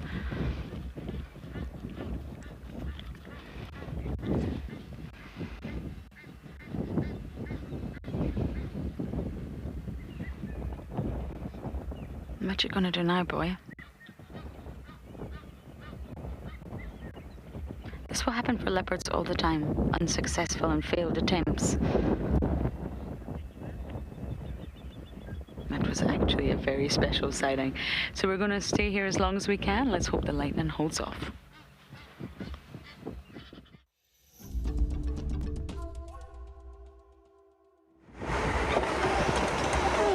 Hello. How are you this fine morning? You look very dark, which tells me you're wet. He's just a youngster. Smelling us. Do you smell my coffee with almond milk?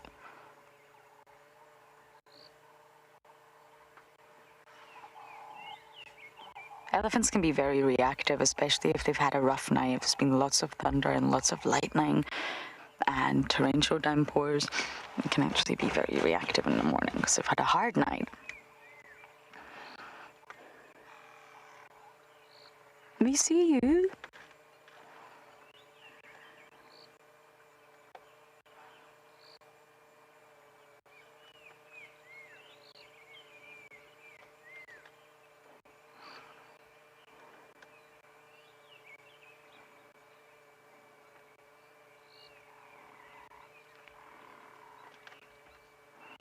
That's a young boy. Off he goes. I just wonder if he's not on his own. So because it's so thick, I really can't see anything. So what we're going to do is just drive really slowly and see if we can spot any other big grey bodies.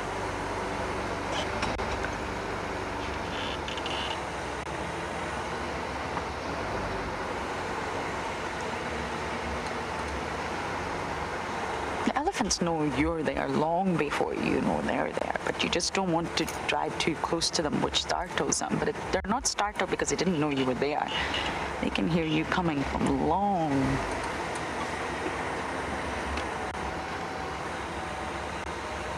Yes, there are more. Can you get them from here, Dove? It's not ideal.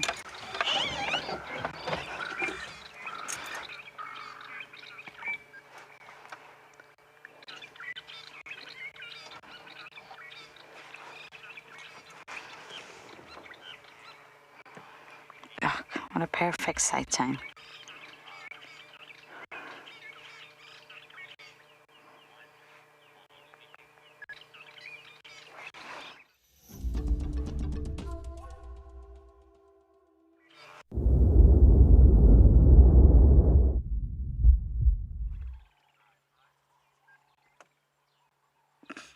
Indabele has decided that it's going to be fun to eat plants.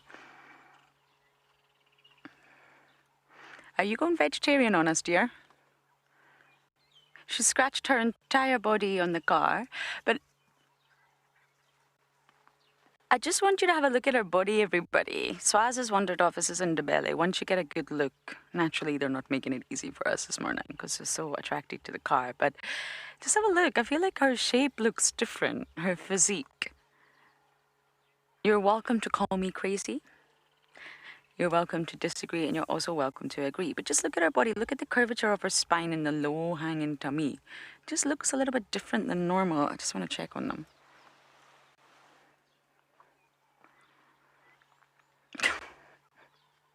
She's gone back under the car. I mean, the car's a great place to be.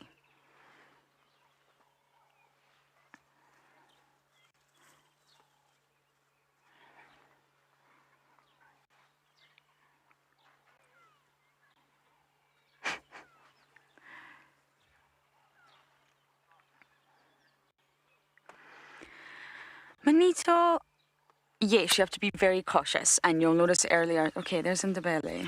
You really need a side profile, to be honest.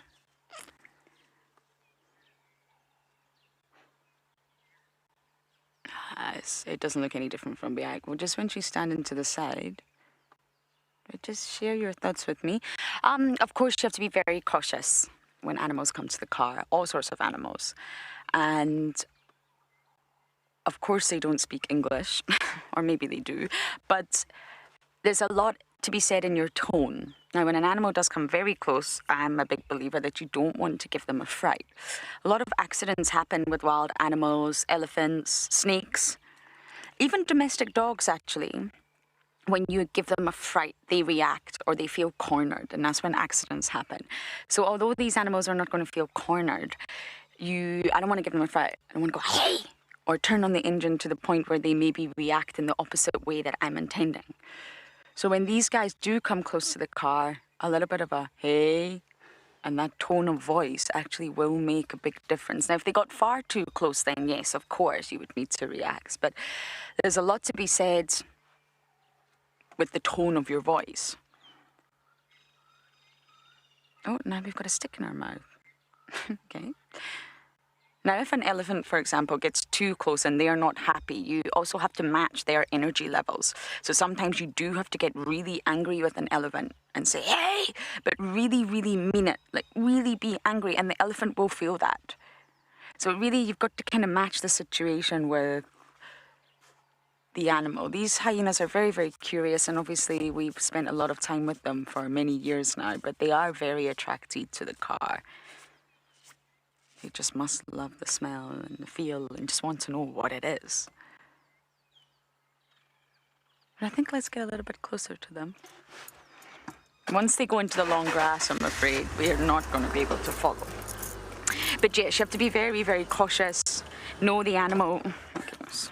Pay attention, watch the body language. But do I get nervous? Not necessarily, I must say. You've got to be in control. Just like sharks can sort of sense fear, I'm a firm believer that animals can too. So you've got to be in control of the situation.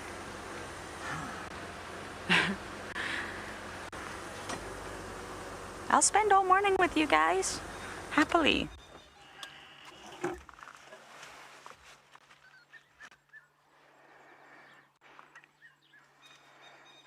And this is happening right outside our camp. That's the wonderful thing about quarantine. These are the sightings that I crave and that I've missed. We have a lot of action happening on quarantine. That's why we always check it. But of late, it has been rather quiet.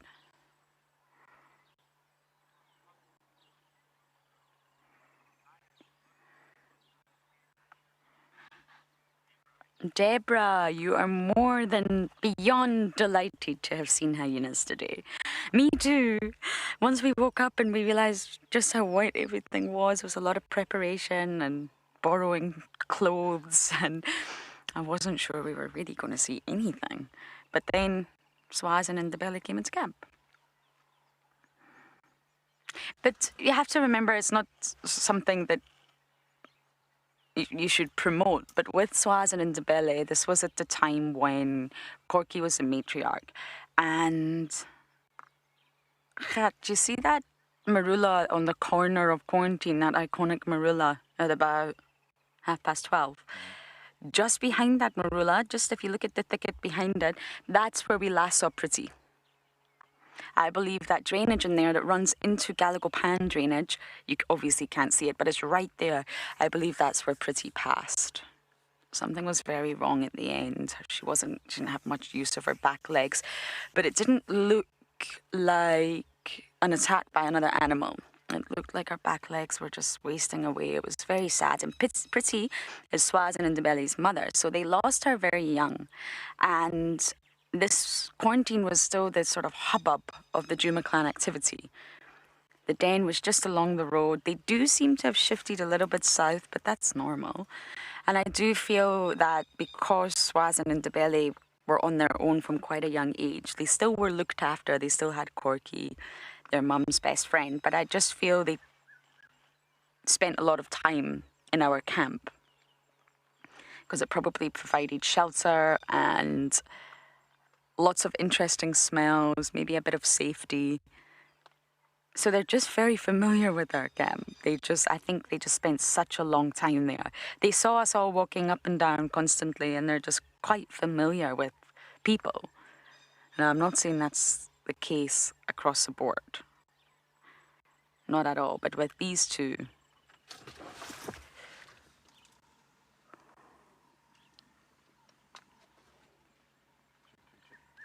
Dogs! We've got dogs! Oh my goodness! Wild dogs! Oh my goodness, the dogs are hunting. I can't believe it. Have you got them?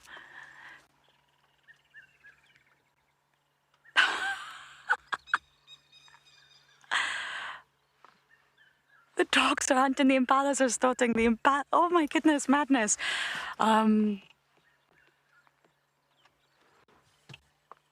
Okay, let me try and go forward a little bit.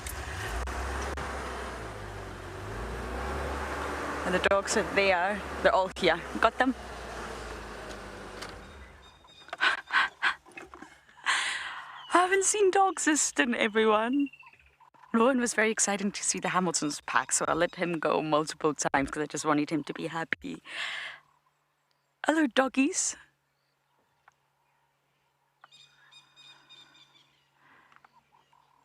Now, if any of you can identify the pack, please let me know. I know that I will not be able... Oh, my cameraman's smiling. Yay.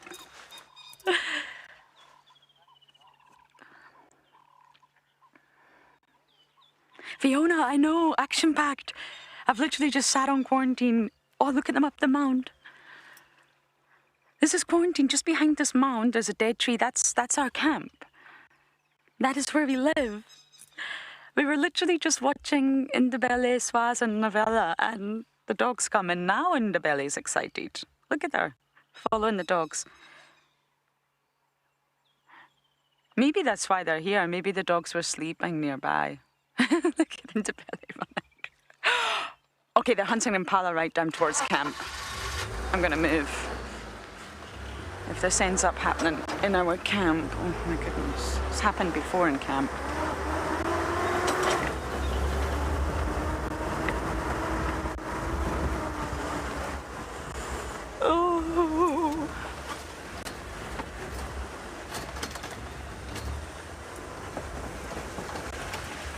hello.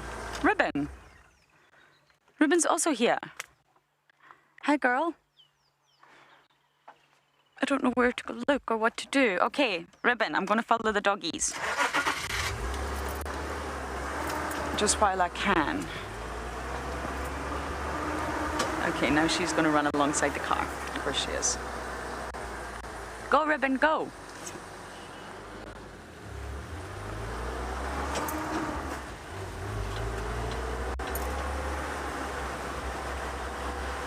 Everybody's down there. You see that? I don't think they got the impala.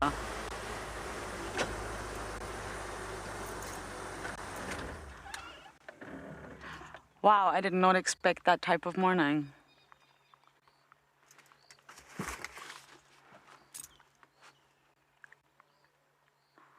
I think this is far. You see our camp? See that little sign, Djuma Research Camp? There you go. Everything is literally happening right here.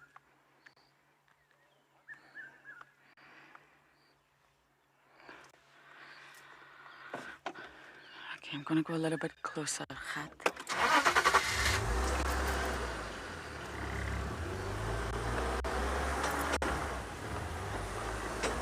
Oh no, no, no, don't go into, no, guys. No, walk on into camp.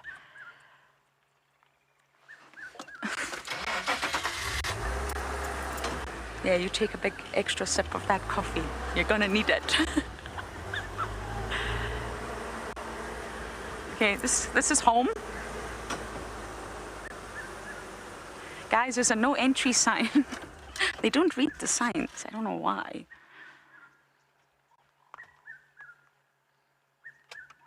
Oh my goodness, it's been a really long time since I've had a sighting like this.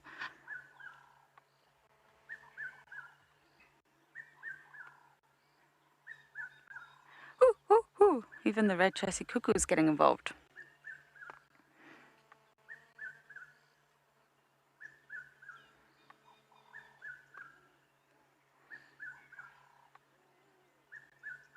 It's so good to see dogs. I really haven't seen them in a very, very long time.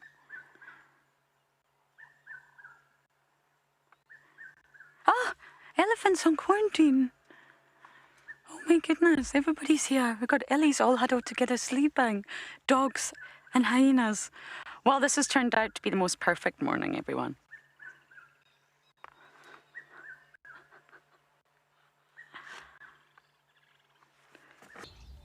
Let's just watch this quickly.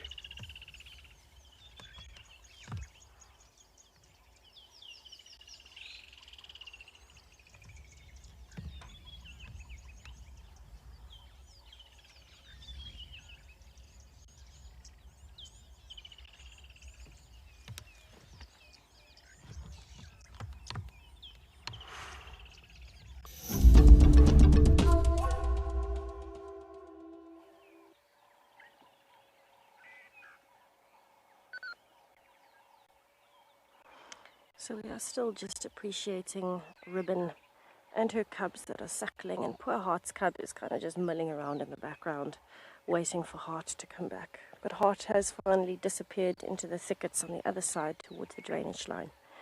So while we're here, we are just going to have a listen, because the cubs are making some very cute noises every now and then, really learning to vocalize. And of course, there's some lovely sounds around us with the birds calling. So let's have a listen while we watch.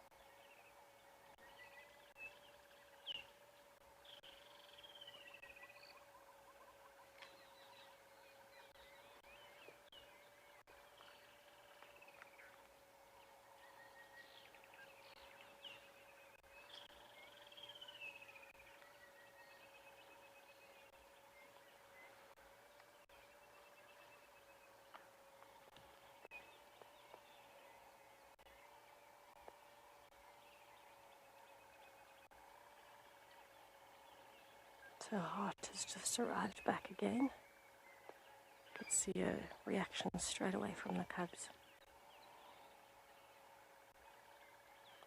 I don't know if she's trying to walk off some of the meat or if she's just interested in the smells. It looks like she's looking for something. So I'm wondering if she's smelling the other hyena that was here. Maybe it came past the den site. She's had a bit of a swim, it looks like. Cooling off that big belly.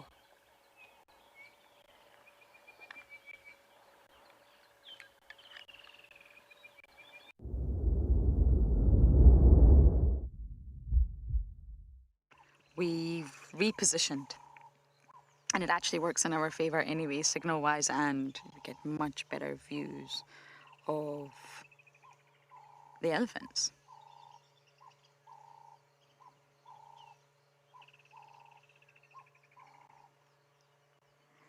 And I've mentioned this quite a few times, and it didn't come from me, it came from Rexon, but he said they're not destroyers, they are creators, and I really just love that. It's all about changing your perspective.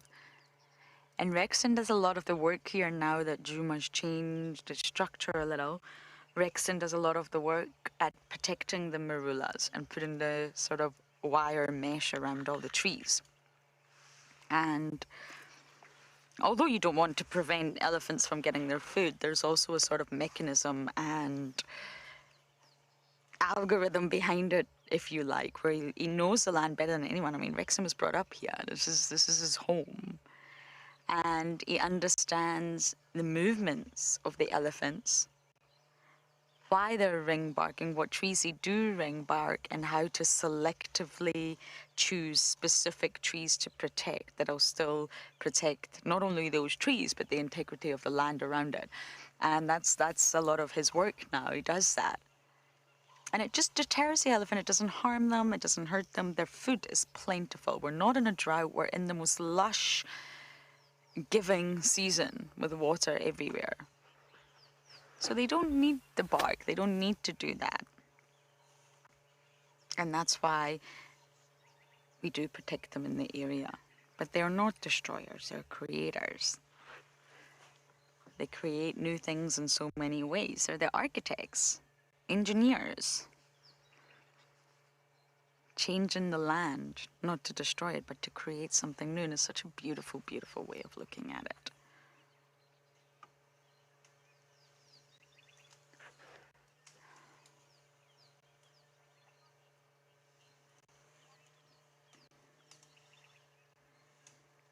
Megan Edwards, you're seeing such pretty visuals.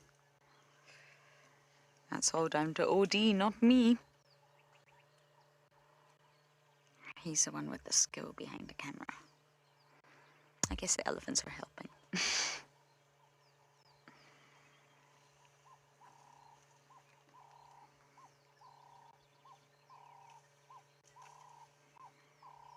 I mention this all the time, but Owen just reminded me that a lot of guides will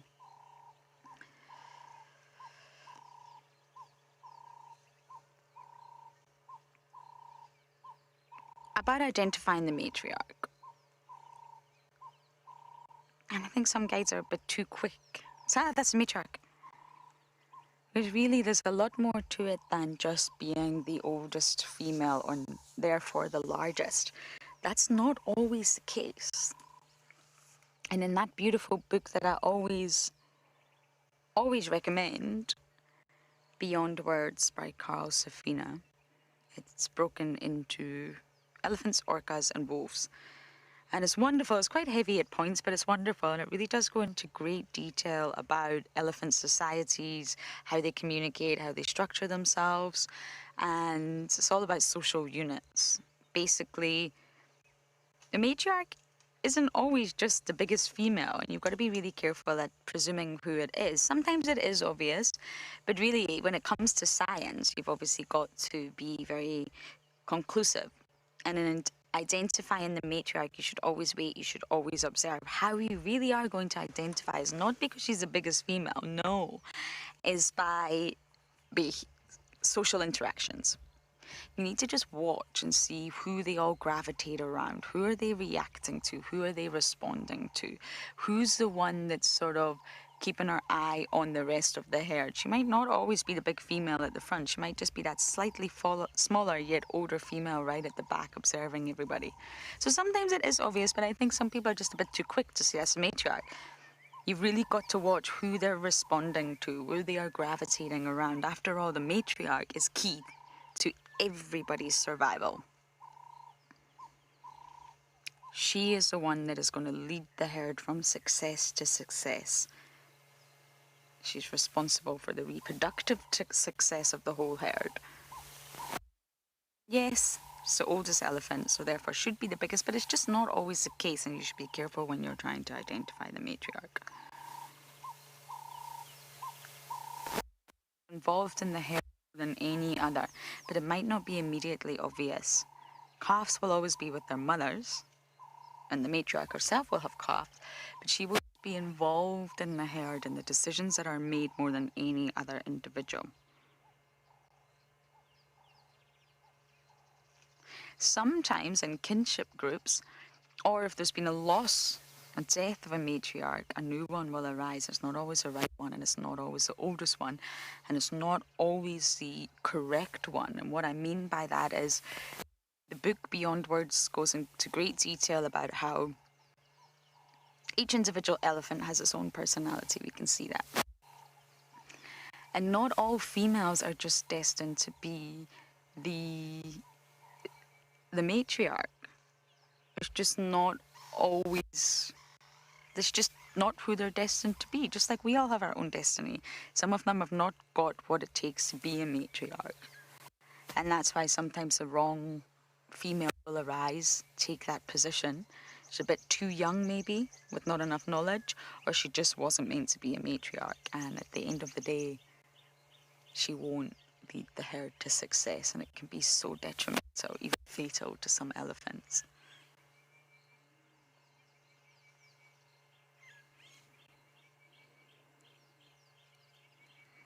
I think that's that herd moving off now, I'm afraid. You can try and see if you can catch up with others around the corner. I've gone off into the drainage line.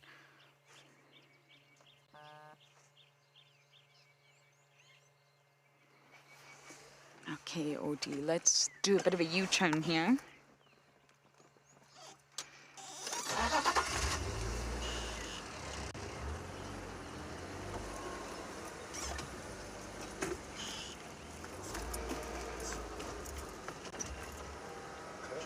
Are we good? The cameraman acts as your mirrors, your side mirrors, because you can't see anything behind you.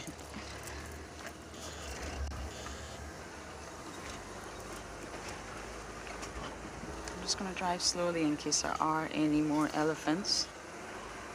And if I can't find any more, then we're going to continue our search for signs of Tlalamba.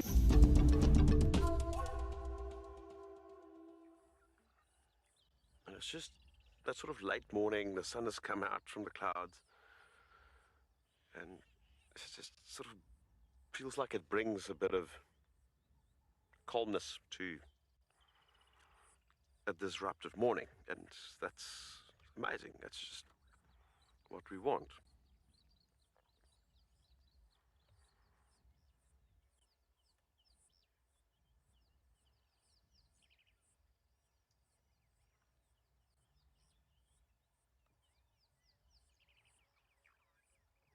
As I mentioned a number of times in the past, there's just something about watching herbivores graze, whether it's elephants or a herd of buffalo slowly grazing around you, or even impala and water buckets.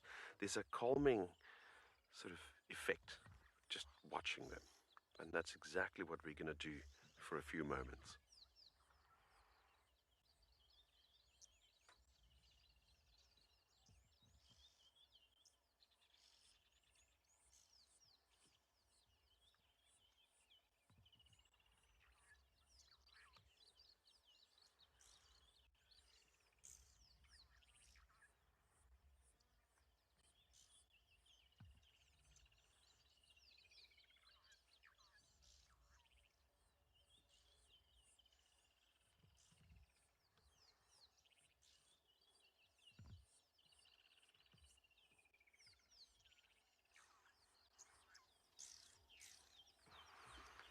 Yeah, no, we're heading into March, and April, May, all depending on the area, is when the rutting season starts, and that's well, impala males rutting season, and that's another annual event that I certainly look forward to. I mean, to see these males battle each other, and I mean, some of these fights gets quite intense, and I've personally witnessed mortalities due to fighting between males. I mean, if you look at those horn tips, they are razor sharp.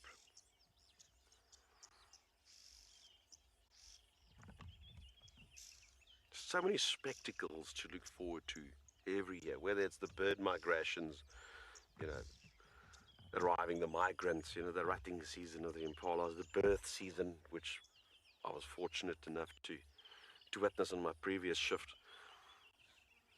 We, you know, as naturalists, we have these annual sort of events. It's like a nature calendar in a way.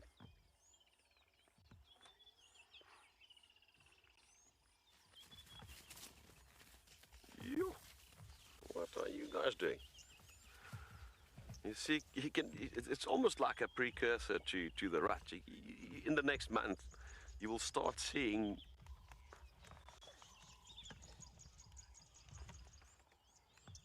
you'll see that just slowly and cumulatively, you'll see more and more aggression between males as their testosterone levels rises. Good morning, Des. And Des says their coats look so shiny and healthy. Yes, no, absolutely. I mean, we sort of moving towards the later stages of the rainy season, so the grazing is optimum, and their condition will improve now in the run up to the rut. So it will peak sort of towards the end of April, and that's vital, considering that soon after that, when they start with the rutting season, they tend to feed a lot less. There's a lot of emphasis on fighting each other, and then once that's done, is to herd and keep your harem that you've managed to win. Let's just watch this quickly.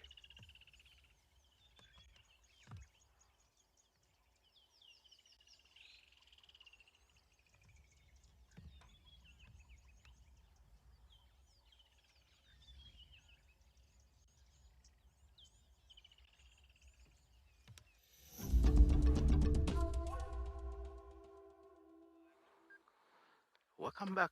We're still with these breeding heart of elephant.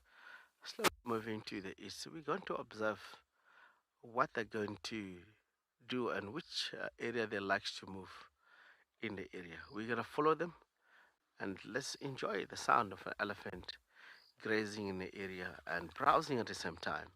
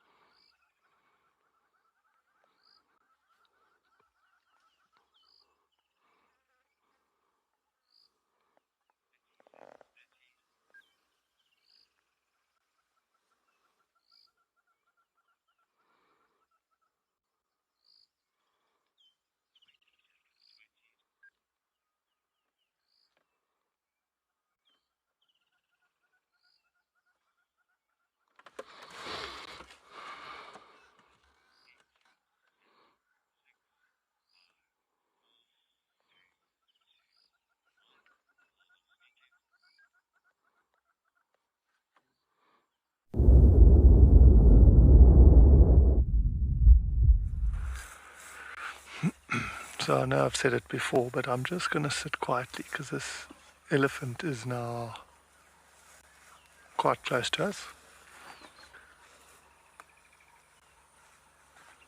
You just want to enjoy being next to this big boy.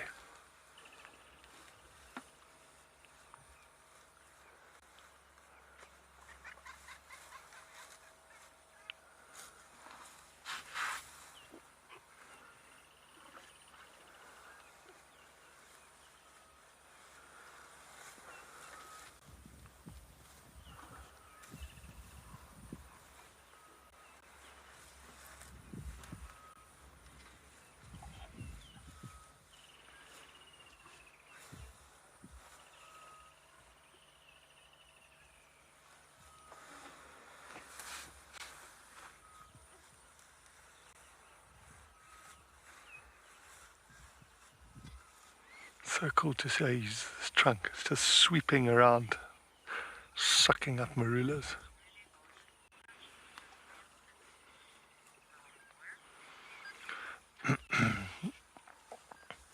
Yeah, I say it all the time, Laura Moore, but I don't know, there's nothing quite as cool as spending time with these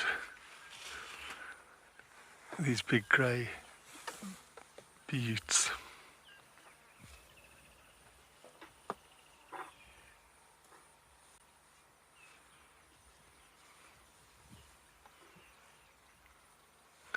I'm just watching that tail very closely. Because if he opens that chamber now, it's going to be bad. It's literally head height.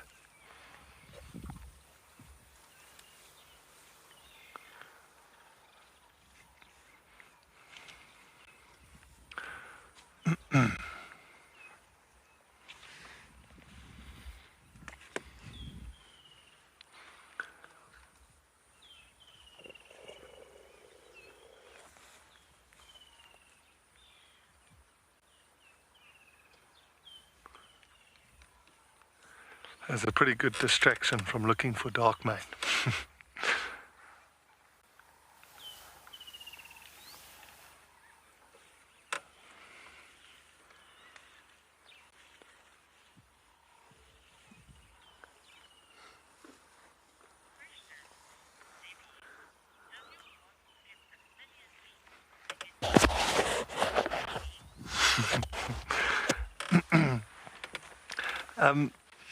Zebi, my heart doesn't skip a beat, but it gets filled with happiness. Especially this one. There's times when they come that close and their body language is very different, and you definitely pucker up a little bit and your heart rate increases. But with this guy, he's being so gentle and so relaxed the whole time that from when we drove in. He's just showed us complete calmness. So that's why I was happy to come park where we did. And then he's the one who fed towards us. So it's very, very special. I mean, Gert, Amy and myself, we've all been around lots of elephants, but I think every single time they come close like that, it's very, very special.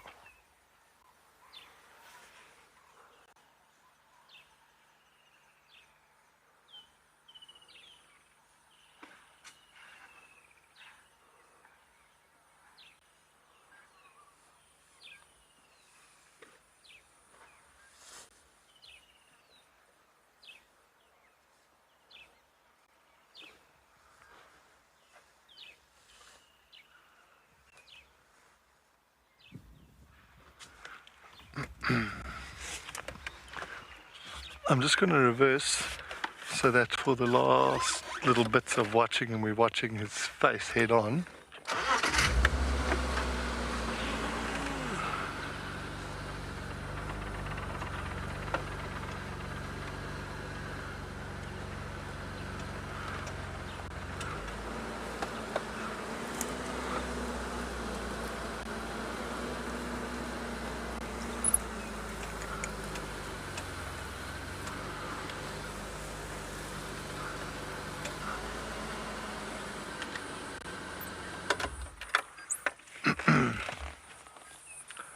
Thanks, FC. FC is just letting me know that a lot of you watching are loving spending time with this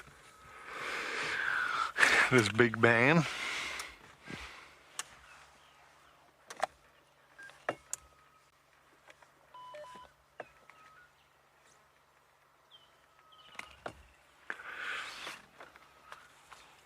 I'm sort of trying to rack my head. That elephant bull that we were with one tusk that pushed that marula tree over, I think they're quite comparable in size, actually.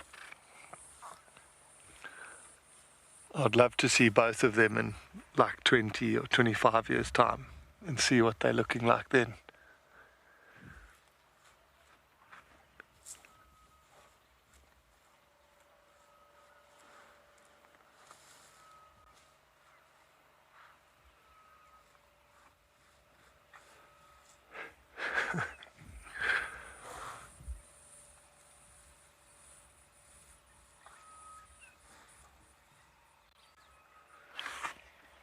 It's amazing.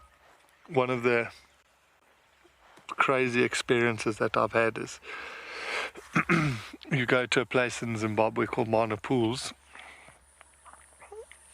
You they eat the pods from the anna trees and the winter thorn, and if you like collect the pods and you put them in a pile, the guys sit down and you have these huge big elephant bulls walking up and eating the pods while you're sitting on the ground in your campsite. I mean, there's nowhere you can go. You just sit outside the front of your tent. And you have an elephant bull come and stand a meter from your tent. It's pretty impressive.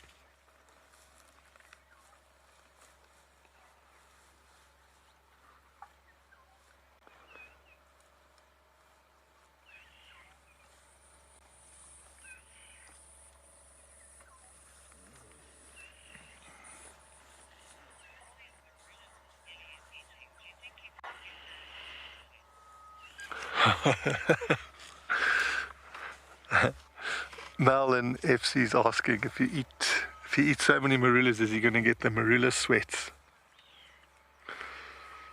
I don't know, they definitely get the marula bum. I can't believe he hasn't farted while we've been here. I'm quite impressed.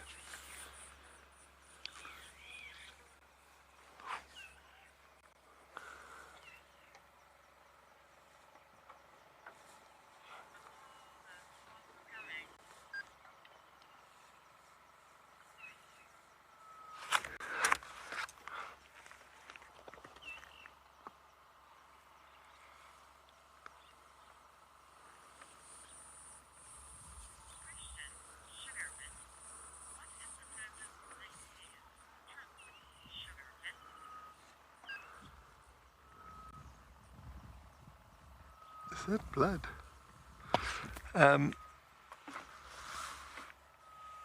Those hairs on the trunk are almost like receptors. When that trunk is cruising around, imagine it almost works like whiskers on a leopard's face.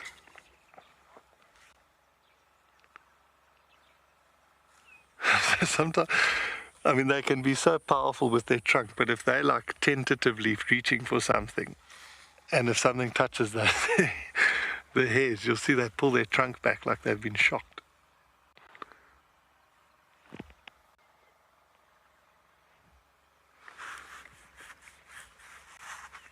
We've got the lovely back. That's cool. The backdrop sound of a generator.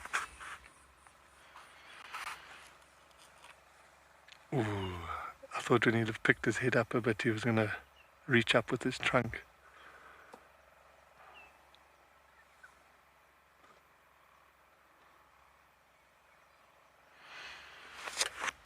Okay, let me reposition again. We drove this side so we could see his face, and now he's moved around.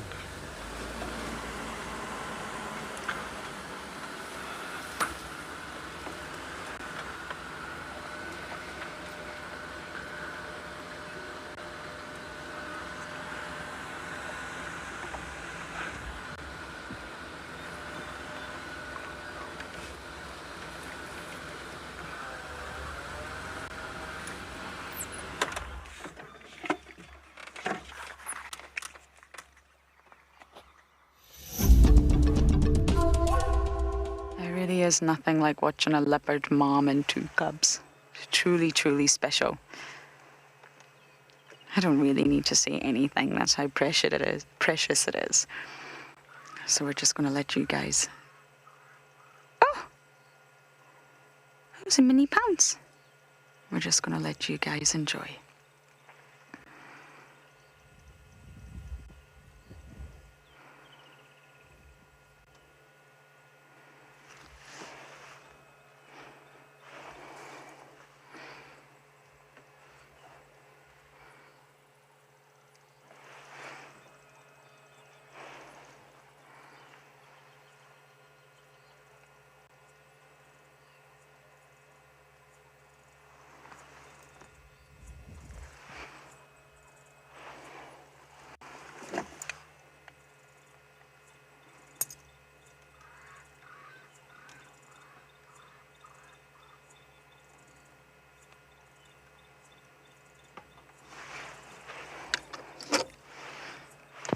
Just stand by. I'll pull out in 2 minutes.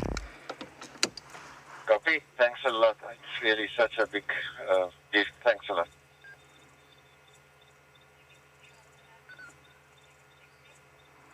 I won't be able to stay here now. I am putting in another vehicle.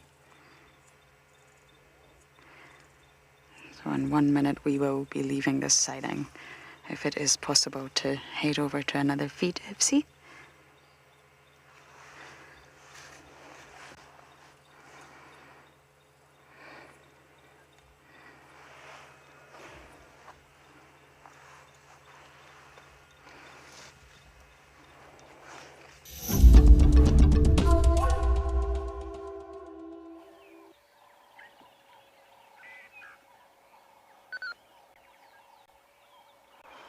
So we are still just appreciating Ribbon and her cubs that are suckling, and poor Heart's cub is kind of just milling around in the background, waiting for Heart to come back. But Heart has finally disappeared into the thickets on the other side towards the drainage line.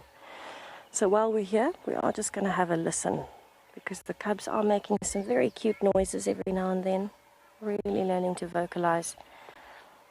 And of course there's some lovely sounds around us with the birds calling.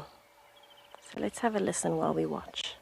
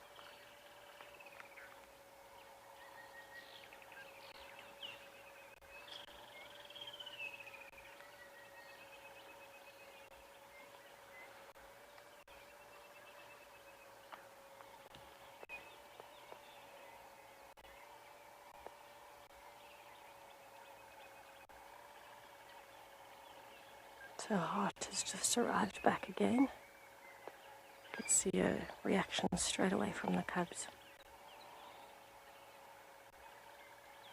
I don't know if she's trying to walk off some of the meat or if she's just interested in the smells. It looks like she's looking for something. So I'm wondering if she's smelling the other hyena that was here. Maybe it came past the den site. She's had a bit of a swim, it looks like. Cooling off that big belly.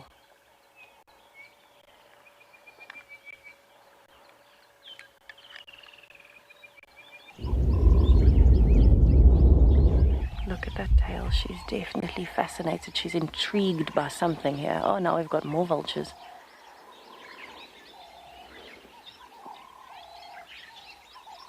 She's definitely listening to whatever's happening in the drainage line. I think with the amount of hyena activity we've had, maybe she managed to kill something in the drainage line. The hyenas managed to steal it. And now we are able to sit here and watch her as she's analyzing what's happening. Just a reminder, everybody, this beautiful girl, Tlalamba, is part of the Genesis collection. So if you want to find out more, you can head over to the WildEarth website and look for the NFTs tab. I think she is the prettiest. Not quite as pretty as Kachava maybe, but so beautiful. I feel like Tlalamba has a different type of beauty around her. She's such a big female, and she's the perfect combination of muscle and grace. Isn't she lovely?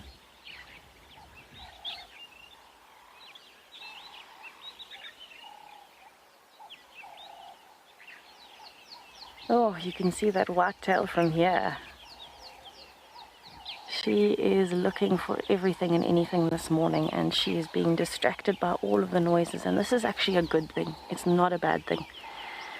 It's for a leopard, it's part of the reason why they are so successful, because they pay so much attention to the smaller details, all the small movements, all the small noises, the smells.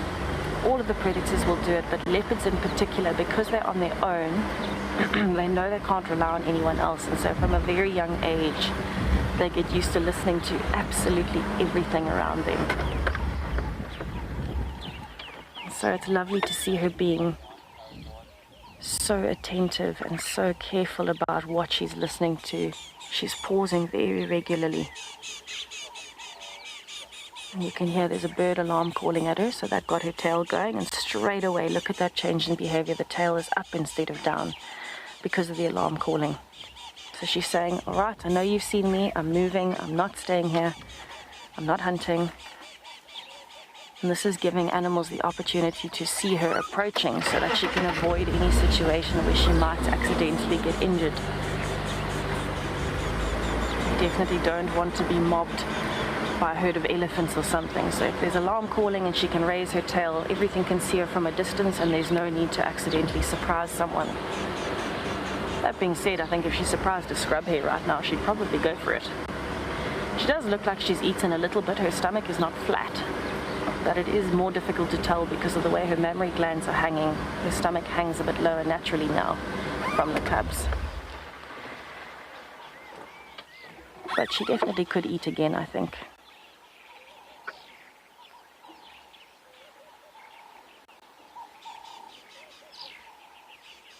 That bird is still alarm calling behind us. It's one of the cisticolas. Now you can see she's dropped her tail again, so this is conveying I'm far enough away from the alarm call.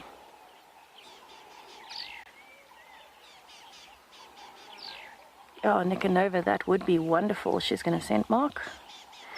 It would be wonderful to meet Kuchava's cub. Oh, she didn't scent mark. Wow. Throwing me under the bus there. Yes, it would be so lovely to meet Kuchava's cub before I go. I'm very happy that I've gotten to meet Tlalamba's cubs at least. I'd love to see them again, but I think any chance you get to meet a new leopard and spend some time with it, not much compares in this world to that feeling. Because it really is an honor to be able to spend time with a leopard like this. You know, leopards are very secretive, they're very quiet in their movements, and so if they don't want to be seen like the last few days, they won't be. They absolutely will not be seen if they don't want to be. So for her to be out in the open, allowing us to follow, is just, it's an absolute gift. This makes every day worth it.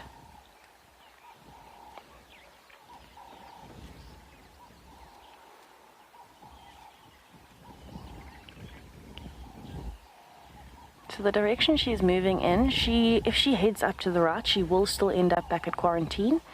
If she goes left, she'll end up in the drainage line that's fed by Voyatella Dam. So it'll be interesting to see where she decides to go. If she keeps going straight down on this road, she's going to end up near Ribbon's Den site at Twin Dams. Don't know if she'll go that far though. I love it when she sits and listens. That's when she's really intent. She's focused.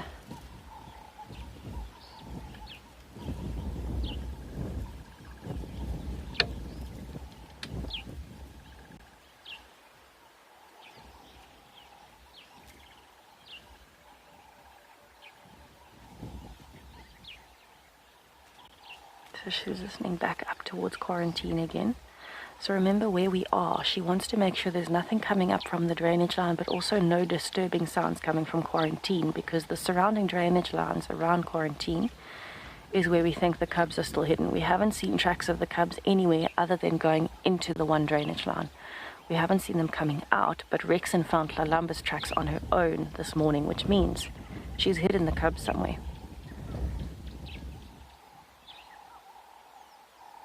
And with all the hyenas around, I think her kill was stolen, so she needs to find some more food. And that's probably why she's out on her own. And taking the chance, even though she's in the open like this, for any leopard, taking the chance to sit and listen is a really good combination of things. It's giving her information on who's around. It's also giving her information on potential hunting sites, potential prey around the area, and potential threats.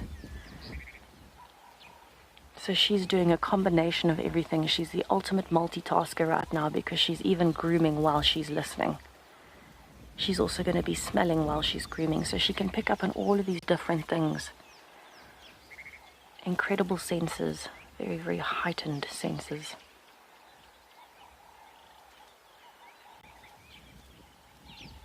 Yeah, she keeps looking over towards the drainage line in particular. I think her kill must have been in there somewhere.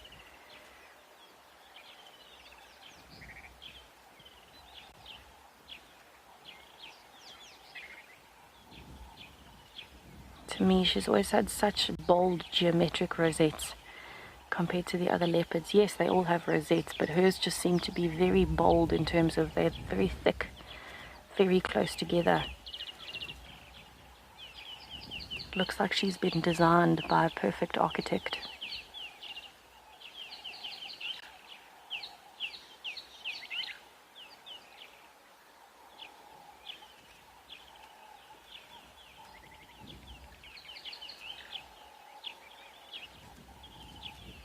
I'd love to know what she's thinking at the moment. She's definitely hearing something that we can't. Maybe some movement in the drainage line if the hyenas have finished the carcass and they're moving up and down. She might be hearing that movement.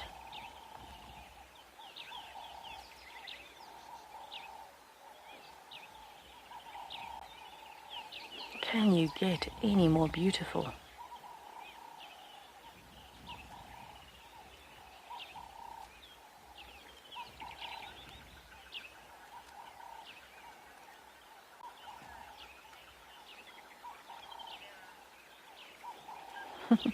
Veronique, we are also very happy to see her, and I'm glad that it has brought you joy seeing her this morning.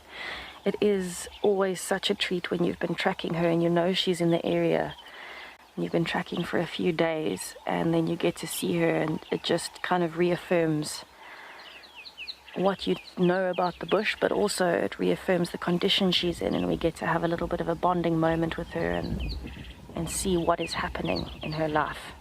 It's a nice little window into the life of a leopard. Let's see if I can move. She's actually headed towards the drainage line. Unexpected twist. I was expecting her to go more towards quarantine. But I can see why she would choose this. There's a nice termite mound and some dead trees. And so I'm going to see if I can follow her towards the drainage line, see what we can find in there with her.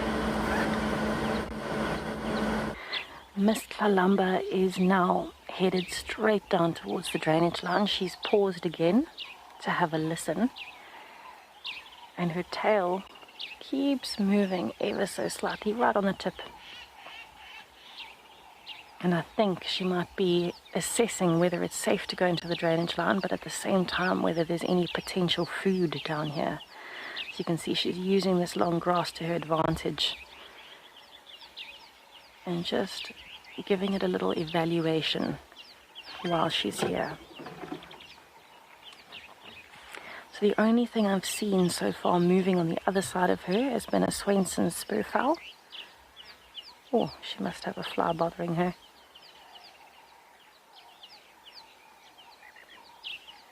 I haven't seen anything else, but this is a perfect area for duiker.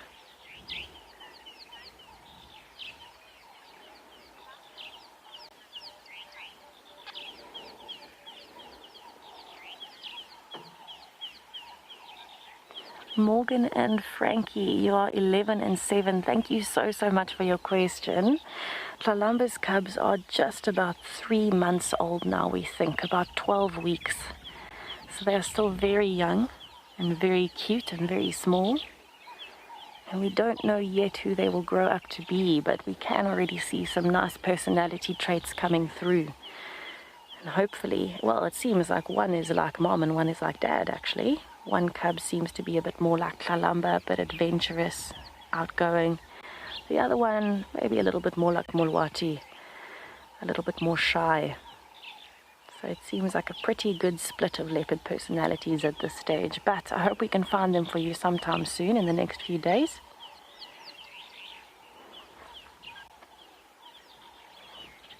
And I feel like we have definitely got very lucky this morning to have ended with such a gorgeous girl. I'd love to know where she's going from here. Maybe there's a duiker she can hear somewhere.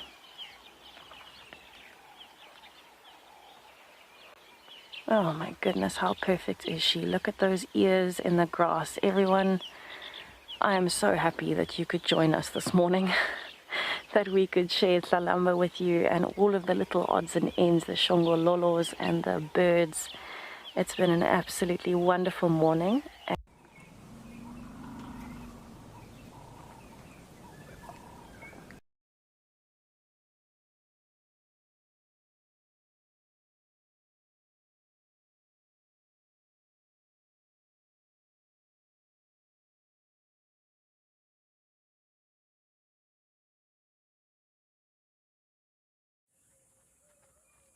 This program features live coverage of an African safari and may include animal kills and carcasses. Viewer discretion is advised.